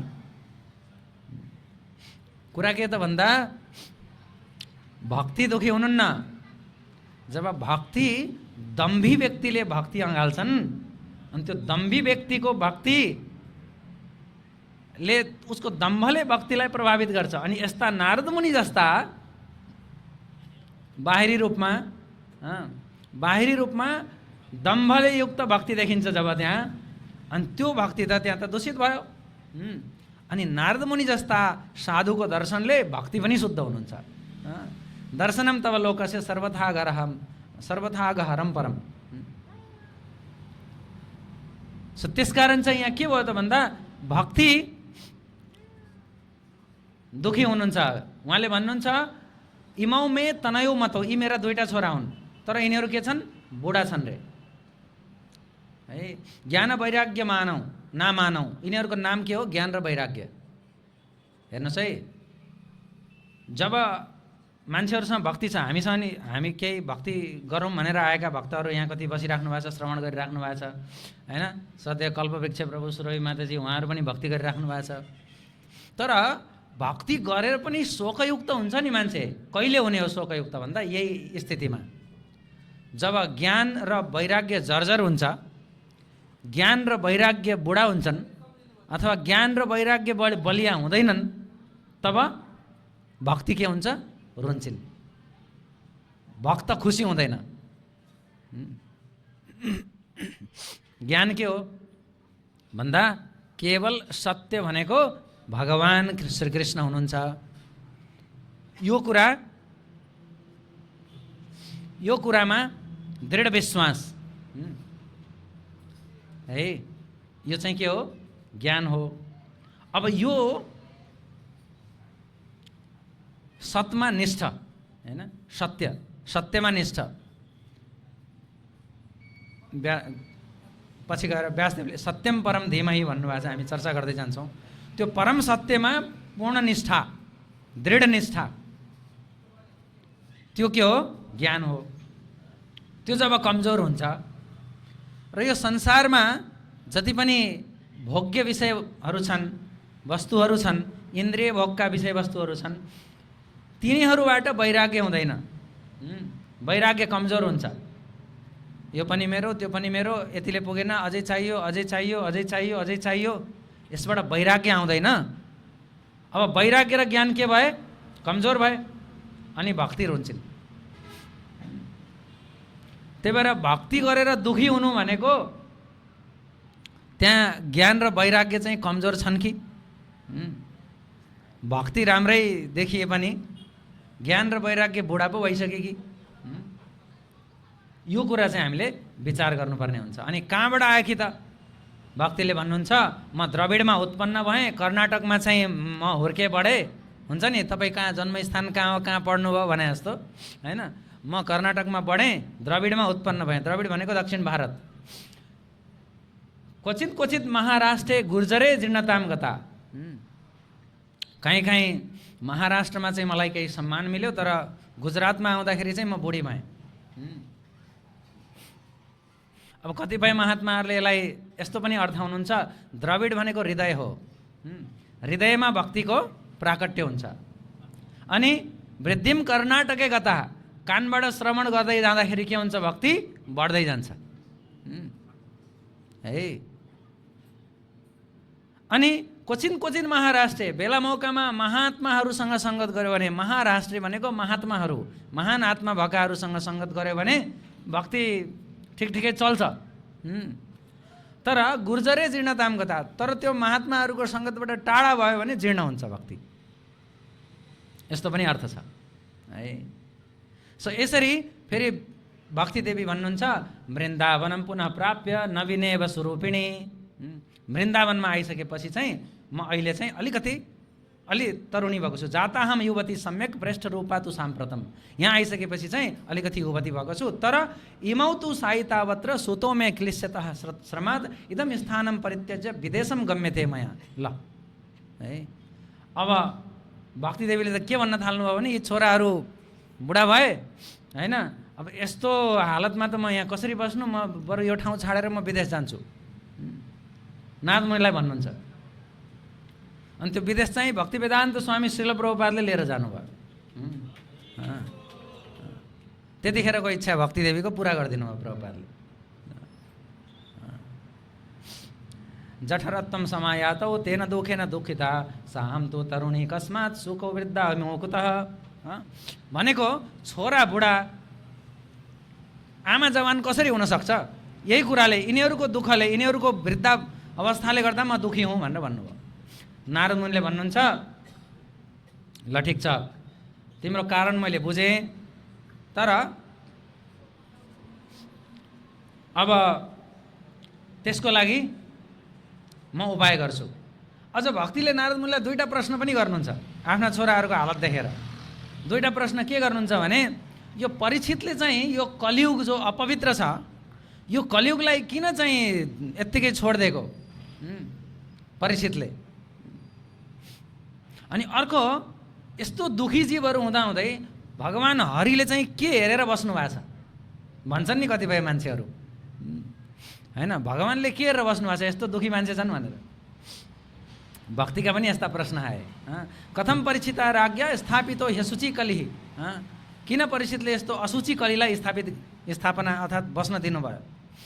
करुणा परिणा हरिणाप्य धर्म कथमिच्छते। यस्तो अधर्म हुँदाखेरि पनि हरिले के हेरेर बस्नु भएको छ? कथम इच्छते, कसरी हेर्न सकिराख्नु भएको छ? नारद मुनिले भन्नुहुन्छ, परीक्षितले चाहिँ यो कलियुगको महात्म्य धेरै छ, त्यही भएर त्यो महात्म्य धेरै भएको हुनाले कलियुगलाई स्थान दिनुभयो। जस्तै हामीले माहुरी हुन्छ नि, माहुरी पाल्छौँ नि त हैन। माउरी पनि एक किसिमको के भने झिङ्गा जस्तै एउटा किरा हो नि त हैन। तर माउरीको गुण धेरै छ। माउरीले हरेक फुलमा भएको रसलाई लिएर अनि हामीलाई मह दिन्छ। त्यही भएर घर घर माउरी पाल्छन् मान्छेहरू।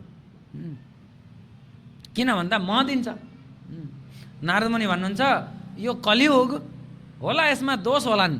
बाहिरबाट हेर्दाखेरि त्यो माउरी झिङ्गा जस्तै देखिए जस्तो कलियुगमा पनि धेरै दोष होलान्। तर कलियुगको विशेष गुण छ।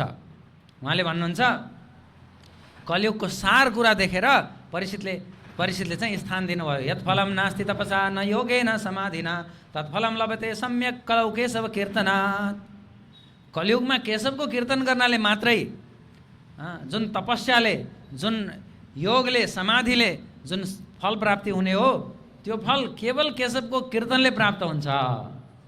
कलिकालैमा श्रीकृष्णको कीर्तन गर्नु, कलिकालैमा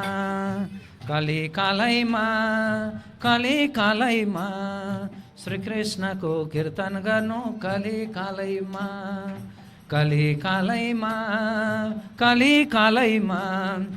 श्रीकृष्णको कीर्तन गर्नु, कलिकालैमा श्रीकृष्णको कीर्तन गर्नु, कलिकालैमा। हरे कृष्ण कृष्ण कृष्ण हरे हरे, हरे राम राम राम हरे हरे, हरे कृष्ण हरे कृष्ण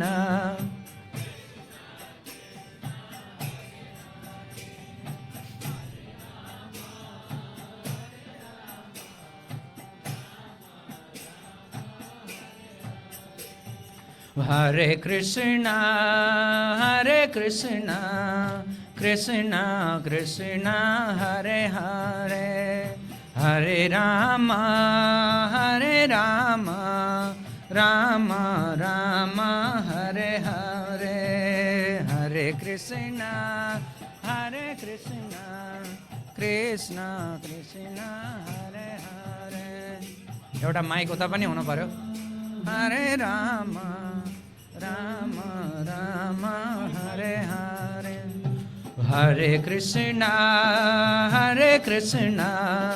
कृष्ण कृष्ण हरे हरे, हरे राम राम राम हरे हरे।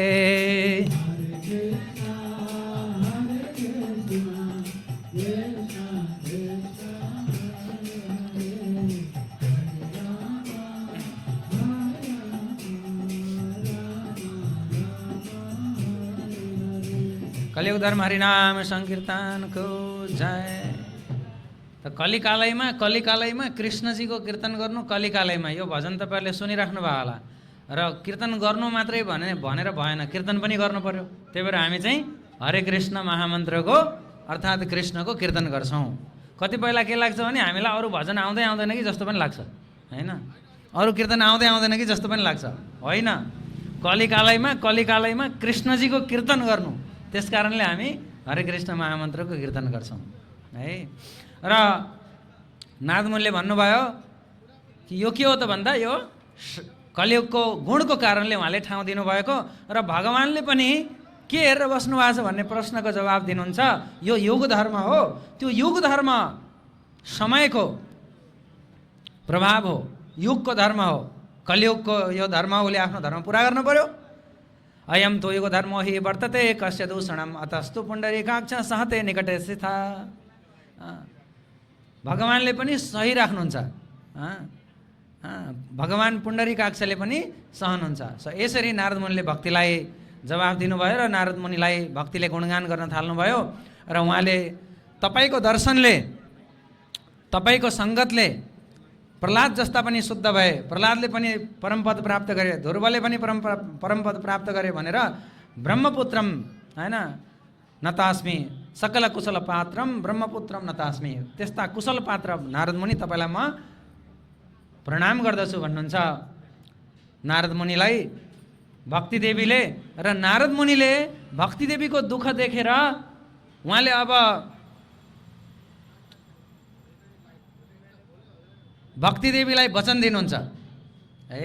भक्ति देवीलाई के वचन दिनुहुन्छ त भन्दा मैले तपाईँलाई सबैको घर घरमा स्थापित गर्छु। तपाईँलाई यसरी दुखी हुन दिँदैन म। तपाईँलाई सबैको घर घरमा स्थापित गर्छु। तस्मिन् त्वाम स्थापयिष्यामि गेहे गेहे जने जने। घर घरमा जन जनमा तपाईँलाई स्थापित गर्छु। यदि मैले स्थापित गरिनँ तपाईँलाई भने म हरिको दास होइन, मेरो नाम नारद होइन भने जस्तो के होइन। आजकल भन्छ नि मेरो नाम यस्तो होइन, फलानु होइन। अन्य धर्मास तिरस्कृत्य पुरस्कृत्य महोत्सवान तदा नाहम हरिर्दासो लोके त्वाम न प्रवर्तय। तपाईँलाई मैले लोकमा प्रवर्तन गरिनँ भने म हरिको दास होइन। नारद मुनिले पुरा प्रतिज्ञा गर्नुभयो। अनि नारद मुनिले भक्तिलाई गुणगान पनि गर्नुहुन्छ। भक्तिबाट मात्रै सबैको कल्याण हुन्छ भन्ने कुराको स्थापना पनि नारदले गर्नुभएको छ है। न तपोभिर्न वेदैश्च न ज्ञानेनापि कर्मणा हरिर्हि साध्यते भक्त्या प्रमाणम तत्र गोपिका।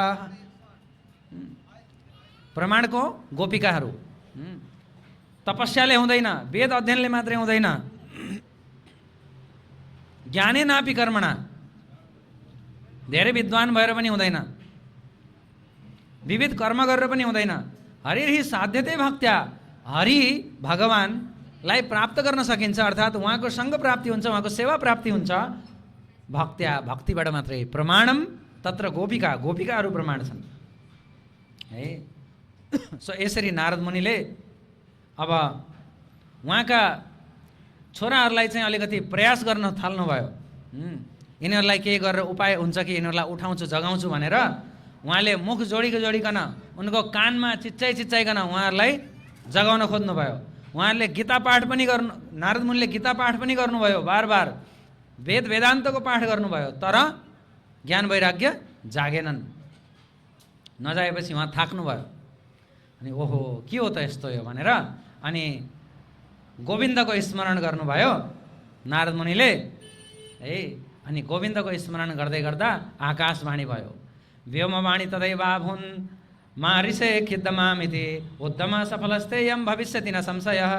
एतदर्थं तु सत्कर्म सुरर्षे त्वं समाचर तत्ते कर्माभिधास्यन्ति साधवः साधुभूषणाः। नारद मुनि सत्कर्म गर, तिमी सफल हुन्छौ, शङ्का छैन, सत्कर्म गर।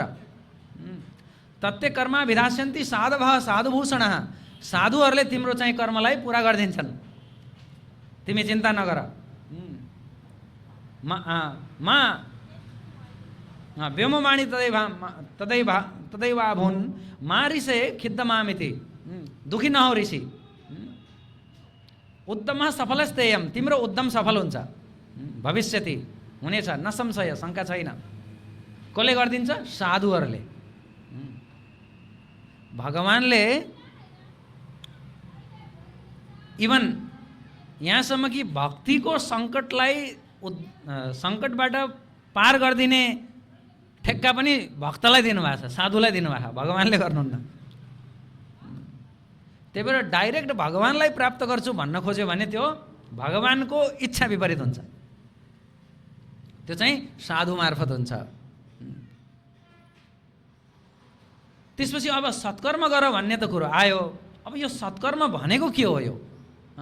अब उहाँ सोध्दै पत्ता लाउँदै हिँड्न थाल्नुभयो नारद मुनि। को भविष्यन्ति सन्तस्ते कथम दास्यन्ति साधनम मयात्र किं प्रकर्तव्यम यदुक्तम व्योमभाषया। अब नारद मुनि यो पत्ता लाउनका लागि को साधुले मलाई मद्दत गर्ने हुन्, के साधन बताइदिने हुन् हैन, कसरी त्यो आकाशवाणीबाट भनेको कुरो कसरी हुने हो भन्दै अब उहाँ ठाउँ ठाउँमा आश्रममा साधुहरू जहाँ जहाँ थिए त्यहाँ तीर्थमा उहाँ भ्रमण गर्न थाल्नुभयो।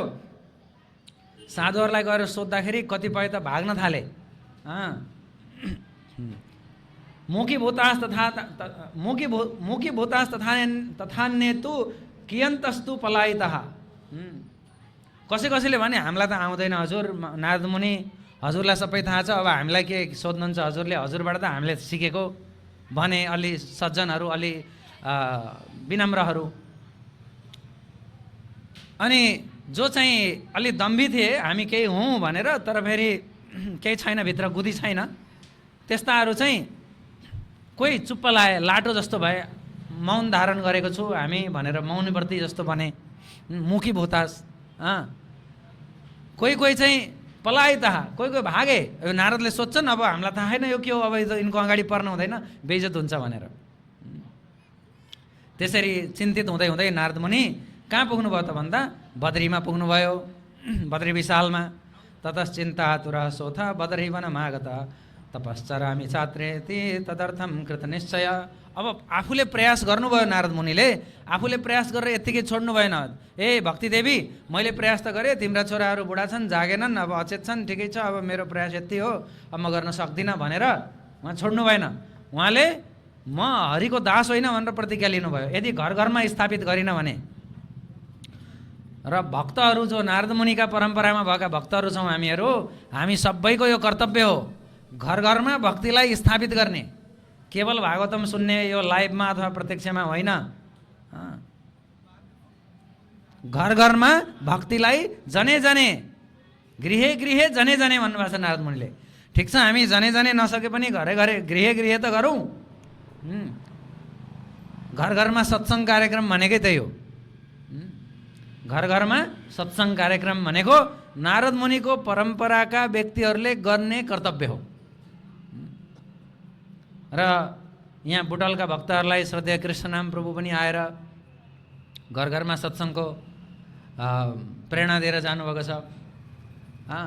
स्वयम्भू आसपासमा, कलङ्कीमा, विभिन्न ठाउँमा, नुवाकोटका विभिन्न ठाउँमा उहाँले गरिराख्नु भएको छ है। र चितवनमा पनि त्यो चलिराखेको छ है। र यो नारद मुनिको परम्परा हो। केवल खाने खाने ढाडिने त्यो के भन्छ त्यसलाई, उडुस जस्तो बन्ने चाहिँ होइन। नारद मुनिको परम्पराकाहरू भक्तिलाई घर घर स्थापित गर्ने हो है। मैले त गरेँ प्रभु, अलिअलि गरेको, खै भएन के अरे भनेर छोड्न नि पाइँदैन। नारद मुनिले छोड्नु भएको छैन यहाँ। ल भक्ति देवी, मैले प्रयास गरेँ, गीता पाठ गरेर सुनाएँ, वेदान्त सबै सुनाएँ होइन, मेरो प्रयासले जति हो भ्याएँ, अब म सक्दिनँ भनेर नारद मुनिले छोड्नु भएको छैन। उहाँ चक्कर लगाउँदै हुन्छ संसार। अनि बद्रीका आश्रम पुग्नुभयो है। त्यहाँ सनकादि ऋषिहरूलाई भेट्नुभयो। अनि सनकादिलाई सोध्नुहुन्छ नारद मुनिले, होइन यो के हो यो भनेर। अनि कुमारहरूले भन्नुहुन्छ, चिन्ता नगर्नु हे देवर्षि, तपाईँको पुरा हुन्छ, तपाईँलाई पहिला भने जस्तै यो सबै पुरा हुन्छ, तपाईँको इच्छा पुरा हुन्छ, तपाईँले यो चिन्ता नगर्नु। अनि के हो त यो सत्कर्म भन्दा? सत्कर्म भनेको सत्कर्म सूचको नूनम ज्ञान यज्ञ स्मृतो बुधै श्रीमद्भागवतालाप सतुकेत सुखादिभि भक्ति ज्ञान विरागाणम तद्घोषण बलम महद व्रजिष्यति तो यो कष्टम सुखम भक्तिर्भविष्यति। ल भक्तिको वृत्तान्त उहाँले सुनाउनु भयो, यस्तो हालत छ भनेर। अनि त्यसपछि सुखदेव नारद मुनिलाई कुमारहरूले भन्नुभयो, सत्कर्म सूचको नूनम ज्ञान यज्ञ स्मृतो बुधै। विद्वानहरूले भनेका छन् सत्कर्म भनेको ज्ञान यज्ञ हो। अनि त्यो के हो भन्दा श्रीमद्भागवतालाप, श्रीमद्भागवतालाप, श्रीमद्भागवतको चर्चा हो। सतुगीत सुखादिभि, जो सुख इत्यादिहरूले गाउनु भएको छ, वर्णन गर्नुभएको छ। त्यो कस्तो छ? भक्ति ज्ञान विरागाणम तद् घोषेण बलम महत। यसको बल धेरै छ श्रीमद्भागवत महापुराणको। भक्ति ज्ञान वैराग्य यो सबैको सबैले युक्त छ। व्रजिष्यति द्वयो कष्टम, ती दुईजनाको कष्ट त्यो नाश हुन्छ। सुखम भक्तिर्भविष्यति, भक्तिलाई सुख प्राप्ति हुन्छ, चिन्ता नगर्नुहोस्। यसरी चाहिँ नारद मुनिलाई कुमारले वचन दिनुभयो। अनि उहाँले अब त्यसो भए कथा गर्नु पर्यो भागवतको, कहाँ गर्ने त भन्दाखेरि बद्रीनाथमै गर्ने, बद्रीका आश्रममै गर्ने, नगर्ने। किन भन्दा त्यो ज्ञानले युक्त त्यो अग्लो स्थान हो। त्यो अग्लो स्थानमा पुग्न सबैलाई सजिलो हुँदैन। कथा गर्ने ठाउँ सबैलाई पाएक पर्ने हुनुपर्छ। अलि तल आएर कथा गरौँ, किनकि सबै लोकहरूले बुझ्ने खालको ठाउँ हुन पर्यो, बुझ्ने स्तर हुन पर्यो। लोकहरू सबै त्यहाँ पुग्न सक्दैनन् बद्रिकाश्रममा। त्यही भएर कहाँ गर्ने? गङ्गाद्वार समीपेथो तटमानन्द नामकम भन्नुहुन्छ। गङ्गाद्वार भनेको हरिद्वार। अहिले हरिद्वार भन्छन्, कसैले हरद्वार भन्छन्, कसैले हरिद्वार भन्छन्। शिवका भक्तहरूले हरद्वार भन्छन्, हरिका भक्तले हरिद्वार भन्छन्। त्यही भएर त्यसको ओरिजिनल नाम के हो? गङ्गाद्वार हो। गङ्गाद्वार। त्यहाँ के छ? आनन्द नामको तट छ, त्यहाँ चाहिँ कथा गरौँ, कुमारजीले भन्नुभयो है।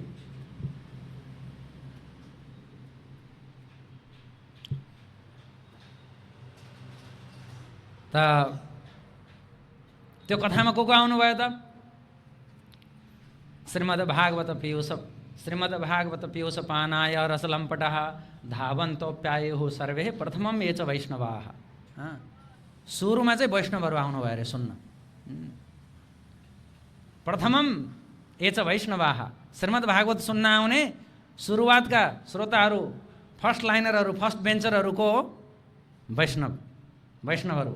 भागवत चाहिँ वैष्णवहरूलाई प्रिय हुन्छ। त्यहाँ अरू को आउनुभयो सुन्न? भृगु, वशिष्ठ, च्यवन, गौतम, मेधातिथि, देवल, देवरातौ, थुप्रै है। गादिसुतस्य साकलो, मृकण्डु पुत्र है इत्यादि। आफ्ना शिष्यहरूसहित, पुत्रहरूसहित, पत्नीहरूसहित आउनुभयो। त्यति मात्र होइन, वेदाश्च मन्त्रस्तन्त्र समूर्तयः, मूर्तिमान वेदहरू पनि आउनुभयो। 10 सप्त पुराणानि 6 शास्त्राणि तथा ययौ हैन, 17 पुराणहरू सबै आउनुभयो। गङ्गा सरित सत्र पुष्करादि है, गङ्गा, पुष्कर, विभिन्न वनहरू है, पर्वतहरू सबै त्यहाँ सुन्न आउनुभयो। जो चाहिँ अलि धेरै हामीलाई निमन्त्रणा पत्र आएको छैन, हामी जान्नौँ भन्नेवाला थिए, तिनीहरूलाई चाहिँ भृगुले चाहिँ भागवत सुन्न पनि निमन्त्रणा चाहिन्छ चल भनेर भृगुले बुझाएर लिएर आउनुभयो अरे। अलिक गुरुत्व भएकाहरू, अलिकति हेभी वेटवालाहरू। हामी त भिआइपी हौँ, हामीलाई खै निमन्त्रणा आएको छैन भन्नेहरू। त्यही भएर भागवत कथा हुँदैछ कहीँ भने, श्रीमद् भागवत कथा हुँदैछ कहीँ भने, त्यहाँ मलाई त निमन्त्रणा आएको थिएन प्रभु भनेर कसैले भन्छ भने त्यो अलि धेरै गुरुत्ववाला हो। त्यो चाहिँ के हो? अलि धेरै गुरुत्व, अलि धेरै गरुङ्गो छ त्यो, अलि भिआइपी हो त्यो, आफूलाई भिआइपी ठान्छ उसले। त्यही भएर भागवत सुन्न बिना निमन्त्रणा आउनुपर्छ है। सो यसरी कुमारले बताइसकेपछि त्यहाँ चाहिँ अब के भयो त भन्दा कथा सुरु भयो। कथा यस्तो चल्यो, यहाँ कुमारहरू भन्नुहुन्छ यत्फलम नास्ति तपसा न योगेन समाधिना अनायासेन तत्सर्वं सप्ताह श्रवणे लभेत। तपस्याले, योगले, समाधिले प्राप्त नहुने कुराहरू श्रीमद् भागवत सुनेर प्राप्त हुन्छ। किन भन्दा तेनेयम वाङ्मयी मूर्ति प्रत्यक्षा वर्तते हरे सेवनात् श्रवणात् पाठात् दर्शनात् पापनाशिनी। भनेको भगवान स्वयं तेनेयम वाङ्मयी मूर्तिम, श्रीमद् भागवत महापुराण चाहिँ भगवानको वाङ्मय मूर्ति। वाङ्मय मूर्ति भनेको वाक्मय मूर्ति, शब्दरूप, शब्दरूप।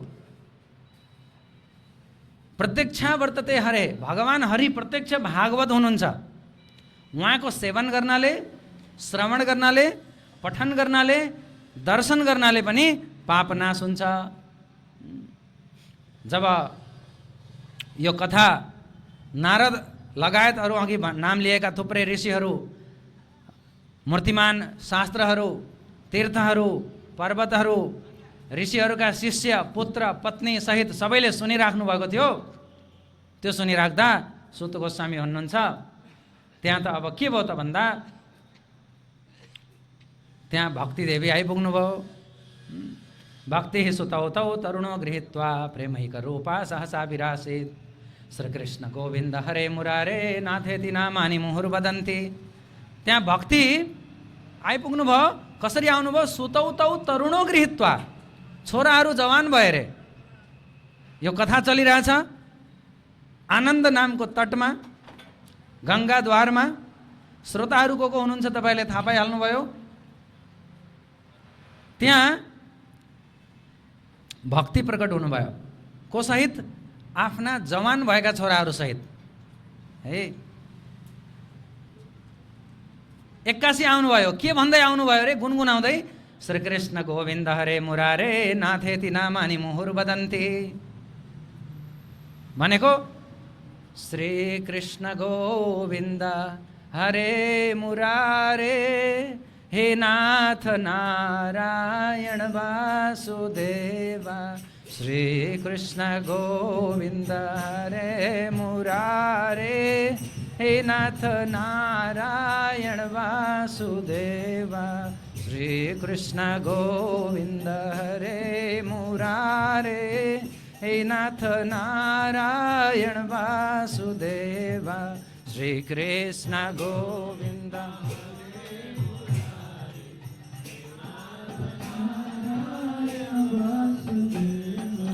श्री कृष्ण गोविन्द हरे मुरारे हे नाथ नारायण वासुदेवा।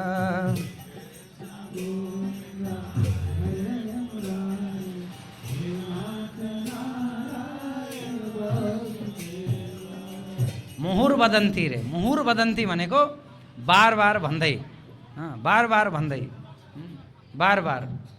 कोले भन्दैछ? भक्ति देवीले। यो भन्दै त्यहाँ प्रकट हुनुभयो। अब त्यहाँ कस्तो थियो भन्दा त्यो कथा श्रवण गर्न हजारौं ऋषिहरू, ऋषिका शिष्यहरू, पुत्रहरू, ऋषि पत्नीहरू, तीर्थहरू प्रकट भएर कथा श्रवण गरिराख्नु भएको थियो। पाइलो राख्ने ठाउँ थिएन है। त्यो पाइलो राख्ने ठाउँ नभएको बेलामा भक्ति देवी आफ्ना दुईटा छोराहरूसहित यहाँ कसरी प्रकट हुनुभयो भनेर यो श्रोताहरूको बीचमा खासखुस चल्न थाल्यो। श्रोताहरूको बीचमा के चल्न थाल्यो? खासखुस चल्न थाल्यो। कथम प्रविष्टा कथमागतेयम मध्ये मुनीनामिति तर्कयन्तः। मुनिहरूको बीचमा तर्क हुन थाल्यो रे। के तर्क हुन थाल्यो भन्दा कथम प्रविष्टा, कहाँबाट यी प्रविष्ट भइन्, यहाँ आइन्, प्रवेश गरिन् कहाँबाट? बाटै छैन। कथमागतेयम, कताबाट आइन् नि, कसरी आइन्? अनि वक्ता को हुनुहुन्छ? कुमार। ओचो कुमारः वचनं तदानीं कथार्थतो निष्पतिता अनुधुनेयम्। भनेको कथाको अर्थबाट प्रकट हुनुभयो रे भक्ति देवी र ज्ञान वैराग्य पनि तरुण हुनुभयो रे। कथाको अर्थबाट कथार्थतो निष्पतिता धुनेयम। कथाको अर्थबाट उत्पत्ति हुनुभयो यहाँ अहिले नै भक्ति देवी ज्ञान वैराग्यको साथमा। सो त्यही भएर हामी सही चेतनामा हामी सुनिराखेका छौँ र सही चेतनामा सुनाइराखेका छौँ भने कथाबाटै भक्ति ज्ञान र वैराग्य प्रकट हुनुहुन्छ। यो कुरा चाहिँ हामीले यहाँ बुझ्नुपर्छ। अनि कहाँ बसौँ भन्नुहुन्छ उहाँले? भक्ति देवीले ठाउँ त साँगुरो छ, पाइलो राख्ने ठाउँ छैन, आइपुग्नु भयो। कहाँ बसौँ भनेको क्वाहम तो तिष्ठाम्य धुना ब्रुवन्तु। म कहाँ बसौँ अहिले भनेर भन्नुहोस् भन्दा उहाँहरूले भनिदिनु भयो निरन्तरम वैष्णव मानसानी। निरन्तरम सधैँभरि वैष्णवको मनमा बस्नुहोस्। भक्ति देवीलाई स्थान कहाँ दियो? वैष्णवको मनमा दियो। सबैको वैष्णवहरूको मनमा बस्दिनुहोस्। यसरी भक्ति देवीको कष्ट नाश भयो, ज्ञान र वैराग्य पनि तरुण हुनुभयो। तर कथा सकेको छैन। नारद मुनिलाई प्रश्न आयो एउटा। नारद मुनि त श्रोता हुनुहुन्छ नि त। नारद मुनिले प्रश्न गर्नुभयो। अब त्यहाँ सबै पुरा के भन्छ त्यसलाई, तन्मय अवस्था छ, कथामा मग्न छन् सबै। भक्ति देवी प्रसन्न भइसक्नुभयो, भक्तिको कष्ट नाश भइसक्यो। अब नारद मुनिलाई प्रश्न भयो, यो भागवत कथाले कस्ता कस्ता व्यक्तिको उद्धार गर्छ? कस्ता कस्ता व्यक्तिको उद्धार गर्छ भागवत कथाले? पापीहरूको पनि उद्धार हुन्छ? कुमारहरूले भन्नुहुन्छ पापीको के कुरा गर्ने, प्रेत भएकाहरूको पनि उद्धार हुन्छ। त्यसो भए म अब प्रेत भएर सुन्छु भनेर यहाँ कसैले सोचिराख्नु भयो होला, त्यही भएर यहाँ आउनु भएको छैन धेरैजना। जो चाहिँ भागवत कथा सुन्न चाहनुहुन्न जिउँदो हुँदा, उहाँहरू प्रेत भएर सुन्ने चाहना गर्नु हुँदैन भन्न खोजेको कुरा त्यो हो। प्रेत भएर सुन्नलाई त फेरि गोकर्ण जस्तो वाचक चाहिन्छ। अब गोकर्ण जस्तो वाचक पाइएला नपाइएला। सो त्यही भएर प्रेत हुँदासम्म चाहिँ हामीले कुर्ने होइन है, जीवित हुँदै सुन्नुपर्छ। अनि कुमारहरूले नारद मुनिलाई एउटा कथा सुनाउँछु भन्नुहुन्छ, एउटा घटना सुनाउँछु भन्नुहुन्छ। त्यो तपाईँहरू सबैलाई थाहा छ। आत्मदेव नामका ब्राह्मण थिए। कहाँ थिए भन्दाखेरि तुङ्गभद्रा नदीको तटमा त्यहाँ चाहिँ एकजना ब्राह्मण थिए जो आत्मदेव उनको नाम थियो। ती चाहिँ अति निष्णात थिए। द्वितीय इव भास्कर भन्नुहुन्छ। द्वितीय इव भास्कर भनेको सूर्य समान थिए भनेको, झन्डै झन्डै सूर्य समान। सेकेन्ड सूर्य होइन, दोस्रो सूर्य। श्रौत स्मार्तेषु निष्णातो भनेको श्रुति र स्मृतिका सबै नीति नियम विधि निषेधहरू सबै उनलाई थाहा थियो। सर्ववेद विशारद, अति विशारद थिए, अति विज्ञ थिए तुङ्गभद्रा तटका ब्राह्मण आत्मदेव। तर कुरो के भन्दा यो सबै भएर पनि दैवले उनलाई एउटा चिजमा भगवत प्राप्ति गराउनलाई भगवान्ले केही न केही एउटा मार्ग राखिदिनु भयो होला। उनलाई चाहिँ के भयो त भन्दा सन्तान थिएन। धेरै प्रयास गरे, सन्तान भएन। अनि त्यो सन्तान नभइसकेपछि उनलाई बडा चिन्ता थियो। न पुत्रो नापि वा पुत्री ततश्चिन्ता तुरो भृशम। न छोरा छ न छोरी छ। अनि उहाँ चाहिँ के गर्नुभयो त भन्दा जङ्गल जानुभयो। एकदा स द्विजो दुःखात् गृहं त्यक्त्वा वनं गतः मध्याह्ने तृषितो जातस्तडागं समुपेयवान्। अब जङ्गल जानुभयो, अलि दुःखी हुनुहुन्थ्यो, जल पिएर बस्नुभएको थियो। त्यहाँ एउटा योगी, एउटा साधु भेट्नुभयो। ती साधु, ती सन्यासी आएर भन्नुहुन्छ, किन रुन्छौ, के चिन्ता हो तिम्रो, के भएको, दुःखको कारण के हो भन्नुहुन्छ फेरि। अनि आत्मदेवले सबै कथा सुनाउनुहुन्छ कि म सबै कुरामा म यस्तो छु, तर मेरो बच्चो छैन। अनि बच्चो नभइसकेपछि अब के गर्ने होला, त्यही कुराले म चिन्तित छु। साधुले भन्नुहुन्छ, यो फल लिएर दिनु पत्नीलाई, अनि पत्नीले यो सेवन गरिन् भने बच्चा भइहाल्छ, चिन्ता नगर्नु। तर अब पत्नीलाई जब पतिले आएर यो उपाय, खुसीको उपाय सुनाउनु भयो, पत्नी फेरि चिन्तामा गइन्। अब किन चिन्तामा गइन् भने म गर्भिणी भएँ भने अब मलाई कसैले डाँकाहरूले आक्रमण गरे घरमा भने म कसरी भागौँला। म गर्भिणी भएको बेलामा फेरि यहाँ नन्दहरू आउँछन्, इत्यादि आउँछन्, सेवा गर्नुपर्छ, मलाई गाह्रो हुन्छ। यो फल चाहिँ मैले खाएर खासै चाहिँ राम्रो होला जस्तो मलाई लाग्दैन, म दुःखी हुन्छु भन्ने यिनले सोच्न थालिन्। अनि त्यो सोच्दाखेरि उनकी बहिनी, म कमजोर हुन्छु, मलाई गाह्रो हुन्छ गर्भवती भएँ भने, इत्यादि इत्यादि। फेरि बच्चा जन्मियो भने त्यसलाई पाल्न गाह्रो हुन्छ, इत्यादि इत्यादि। अचेलका हिन्दू महिलाहरूको पनि यस्तै यस्तै हालत छ। बच्चा जन्मायो भने बोर्डिङ स्कुलमा पढाउनु पर्छ, फी महँगो छ, एउटै जन्माउने। तर अरू कतिपय धर्मका, सनातन हिन्दू धर्म इतरका धर्मावलम्बी स्त्रीहरूले चाहिँ अल्लाहले पाल्नुहुन्छ भन्ने विश्वास गर्छन्, या फल्नाले पाल्नुहुन्छ भन्ने विश्वास गर्छन्। सनातन हिन्दू धर्मावलम्बी स्त्रीहरूमा चाहिँ यो भगवानप्रति दृढ विश्वास, भगवानले नै यो सबै पालिराख्नु भएको भन्ने कुरा, भगवान नै हाम्रो गोपन गर्नुहुन्छ। गोप्तृत्वे वर्णम तथा, शरणागतिको एउटा लक्षण। गोप्त्री अर्थात् पालक चाहिँ भगवान हुनुहुन्छ भन्ने कुरामा दृढ विश्वास छैन है। सो त्यसकारण यिनलाई त्यही भयो। अनि दिदी बहिनीको सल्लाह भयो। बहिनीले भन्नुभयो, मेरो बच्चो ल्याइदिन्छु, तिमीले मेरो श्रीमानलाई अलिकति धन देऊ, त्यही बच्चो भयो भनौँ। अनि त्यसपछि म आएर यहाँ यसो उसको लालन पालनमा म मद्दत गरिदिन्छु होइन, म आएर बसिदिन्छु। म गर्भवती थिएँ, मेरो बच्चा चाहिँ गयो भनेर भनिदिउँला, हल्ला गरिदिउँला, त्यसै गरौँ भनेर दिदी बहिनीको सल्लाह हुन्छ। यहाँ आत्मदेव ब्राह्मणलाई थाहै छैन है। त्यसपछि यी पत्नी जसको नाम धुन्धुली थियो उनको लागि आफ्नी बहिनीको बच्चा ल्याइन्छ, उसको नाम के हुन्छ? धुन्धुकारी हुन्छ। अनि त्यो फल त्यो चाहिँ उनले के गर्छिन् त भन्दाखेरि पत्नीले के गर्छिन् त भन्दाखेरि त्यो जब चाहिँ आफूले खाँदैनन् र गाईलाई खुवाइदिन्छन्। अनि गाईलाई खुवाइसकेपछि गाईबाट त्यो 3 महिनापछि गाईबाट पनि एउटा बच्चा पैदा हुन्छ जसको नाम के हो? गाईका कानले युक्त भएको हुनाले गोकर्ण हुन्छ। त अब गोकर्णतम सुतम दृष्ट्वा गोकर्णम नाम चाकरोत्। गाईको जस्तो कान भएको हुनाले नाम चाहिँ के भयो? गोकर्ण भयो। गोकर्ण पण्डितो ज्ञानी धुन्धुकारी महाखला स्नान शौचक्रियाहीन दुर्भक्षी क्रोधवर्धितः। गोकर्ण महाज्ञानी, धुन्धुकारी महाखला, ठ्याक्कै उल्टो।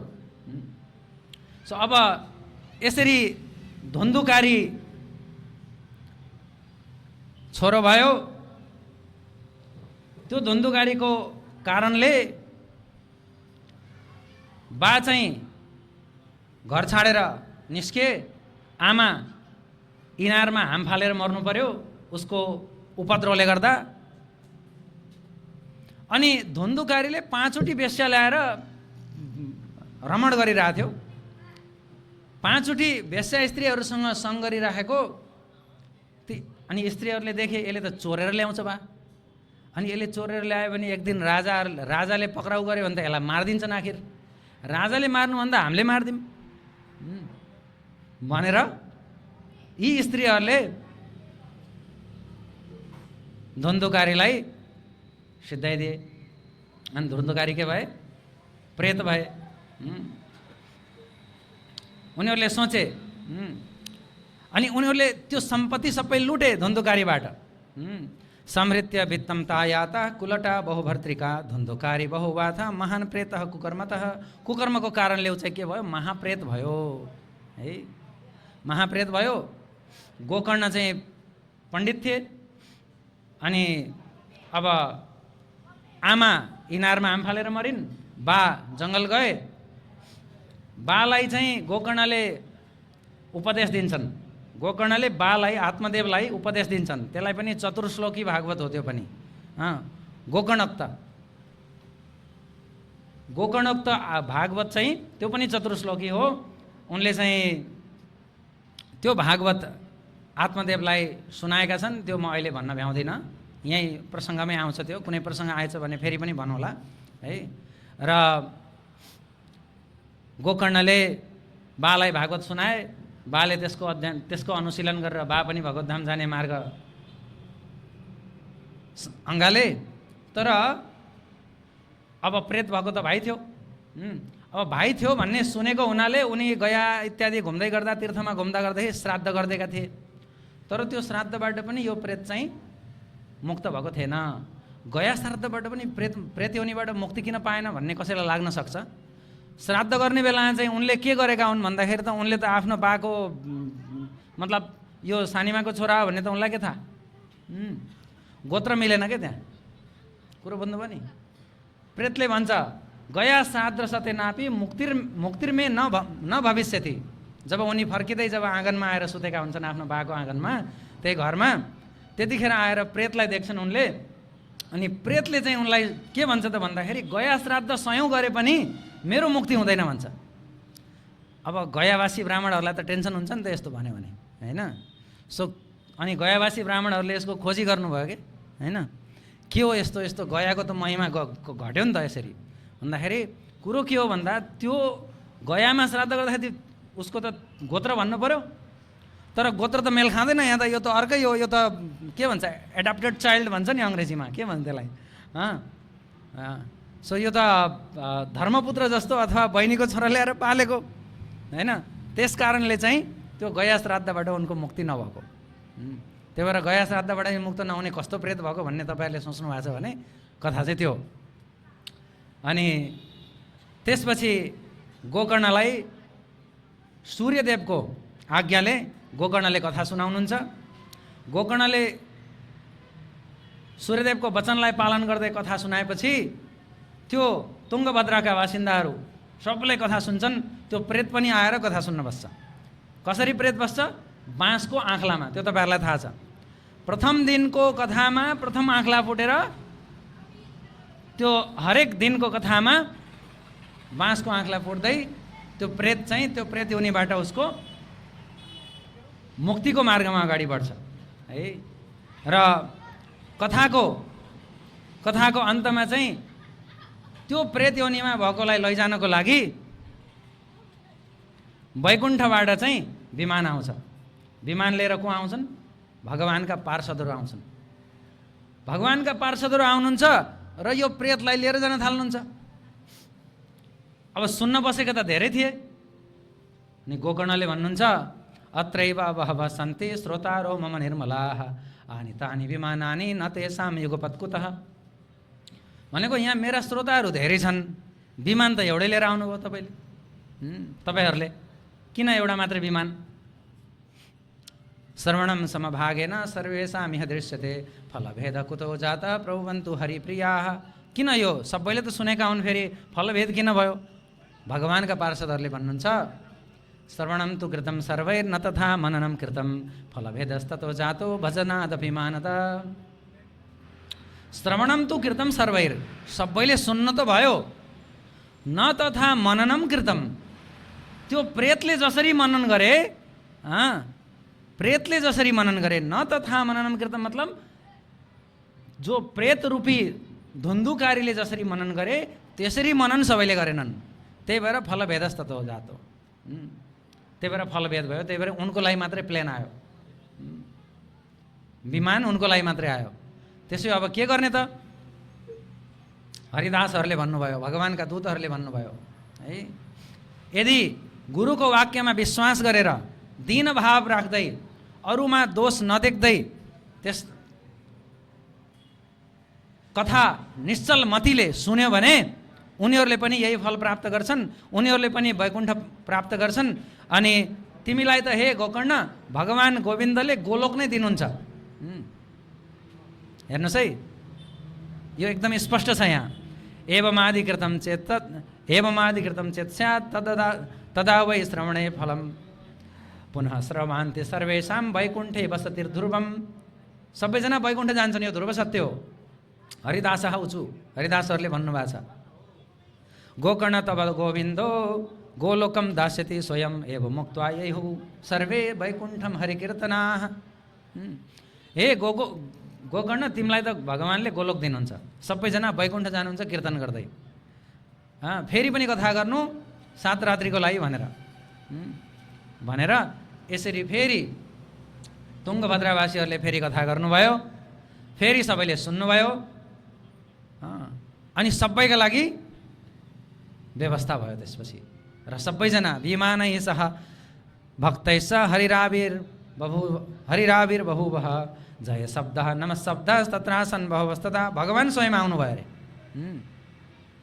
पाञ्चजन्य ध्वनिं चक्रे हर्षा तत्र स्वयं हरि गोकर्ण तु समालिङ्ग्यात् अकरोत् सदृशं हरि। ल भगवान आएर गोकर्णलाई त अङ्कमाल गरेर आफै जस्तै बनाइदिनु भयो भगवानले। फेरि दोस्रो कथा भएपछि प्रेत योनिको उद्धार भएर दोस्रो कथामा गोकर्णलाई भगवानले अङ्कमाल गरेर गोकर्ण भगवान जस्तै हुनुभयो। जसरी अयोध्यावासीहरू पहिला रामसँग जानुभएको थियो त्यसरी नै तथा कृष्ण ते नेता गोलोकम योगी दुर्लभम, त्यसरी नै उनलाई गोलोक प्राप्ति गराइदिनु भयो। यसकारण भागवत महापुराण प्रेत योनिमा भएकाहरूलाई पनि उद्धार गर्नेवाला छ र जीवितहरूलाई पनि उद्धार गर्नेवाला छ। अनि अब त्यहाँ भक्तहरूले भगवानले चाहिँ आशीर्वाद पनि दिनुहुन्छ भक्तहरूलाई। कसरी चाहिँ के इच्छा छ त भन्ने प्रसङ्गमा भगवानले आशीर्वाद दिनुहुन्छ। भक्तहरूले माग्नुहुन्छ जहाँ जहाँ तपाईँको कथा हुन्छ त्यहाँ तपाईँ आइदिनुपर्छ। अनि भगवानले हस् तथास्तु भन्नुहुन्छ। र यो भागवतको चर्चा कसरी गरिनुपर्छ भन्ने विषयमा 6औं अध्यायमा चाहिँ यो पद्मपुराणको 6वटा अध्यायमध्ये अन्तिम अध्यायमा यसको विधिको बारेमा, यसको आचरणको बारेमा, भागवत एटिकेट भन्छ नि, भागवत आचरण, सप्ताह रूपमा भागवत श्रवण गर्नका लागि के विधि विधान पुर्याउनुपर्छ, के गर्नुपर्छ भन्ने कुराहरूको व्याख्या छ। त्यसमा म त्यति धेरै गइन। विरक्तो वैष्णवो विप्रो वेदशास्त्र विशुद्धिकृत दृष्टान्त कुशलो धीरो वक्ता कार्यो नीति स्पृह। वक्ताको पनि योग्यताको बारेमा बताएको छ। वक्ता विरक्त हुनुपर्छ, आसक्त हुनु भएन, वैष्णव हुनुपर्छ, विप्र हुनुपर्छ, वेदशास्त्र विशुद्धिकृत, वेदशास्त्रहरूमा उसको चाहिँ मति लागेको हुनुपर्छ, दृष्टान्त कुशलो धीरो, उदाहरण दिएर बुझाउन सक्ने धीर हुनुपर्छ, त्यस्तो वक्ता हुनुपर्छ।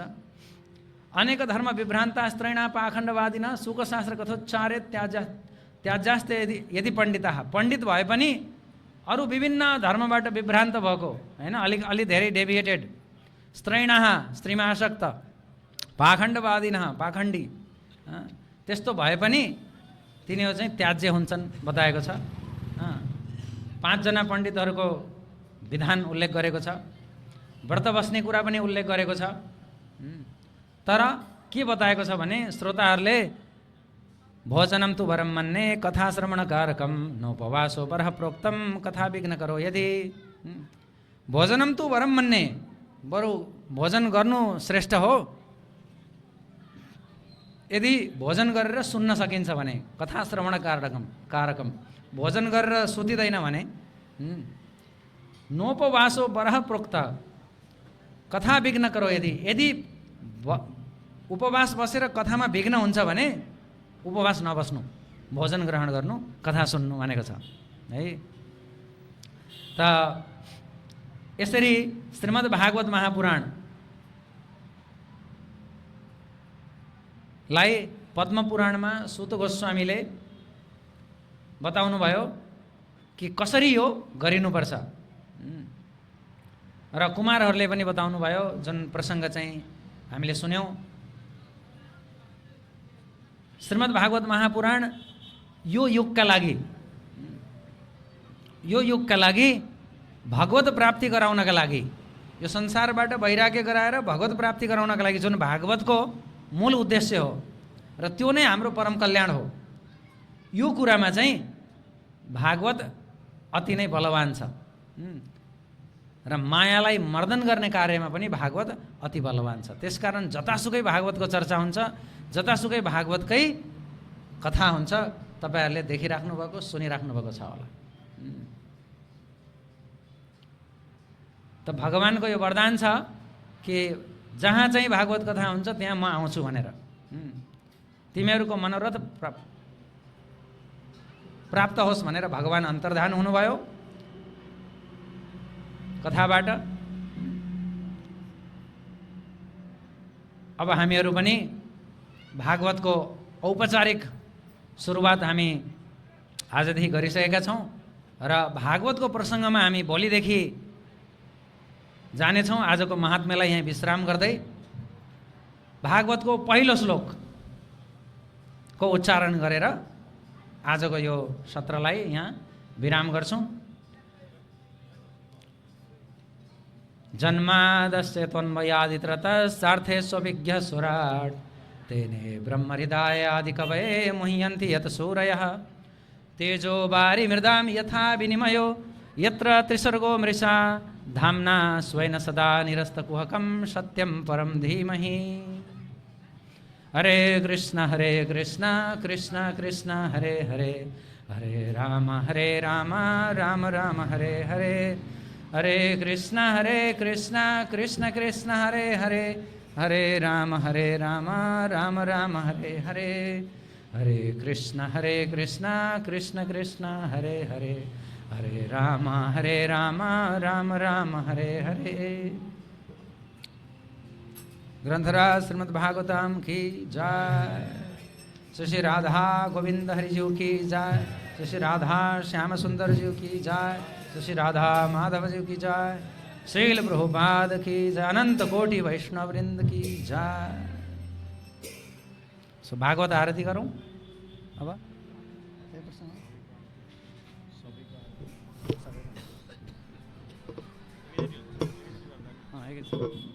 प्रभुलाई माइक दिने हो।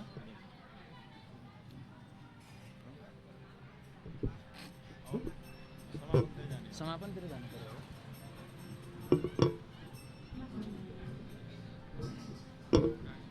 शयन गराउनुतिर जानु पर्यो। घाँटी चाहिँ भ्यायो, घाँटी चाहिँ भ्यायो भन्नु।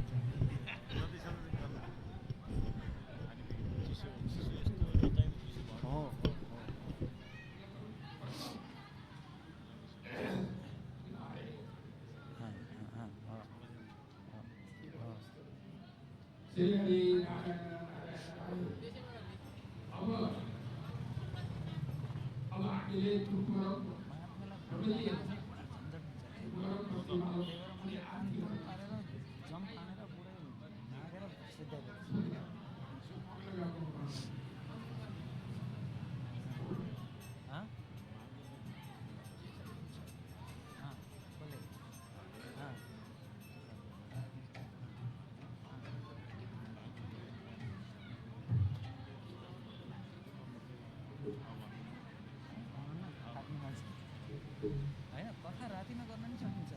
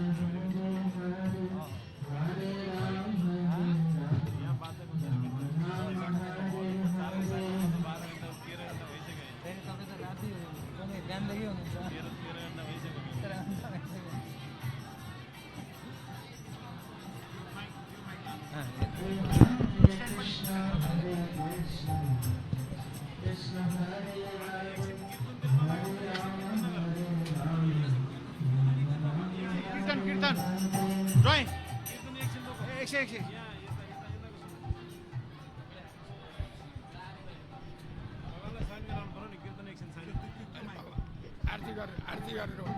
यो माइक चाहिँ यो फेसबुक लाइभमा मात्र गइरहेछ।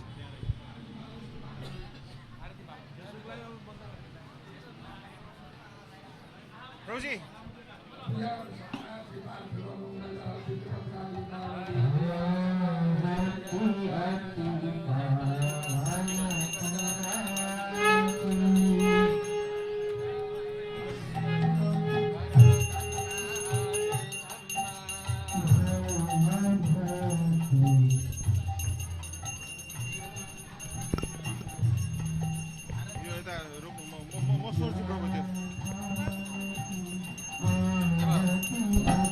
चाहिए नहीं हो होइन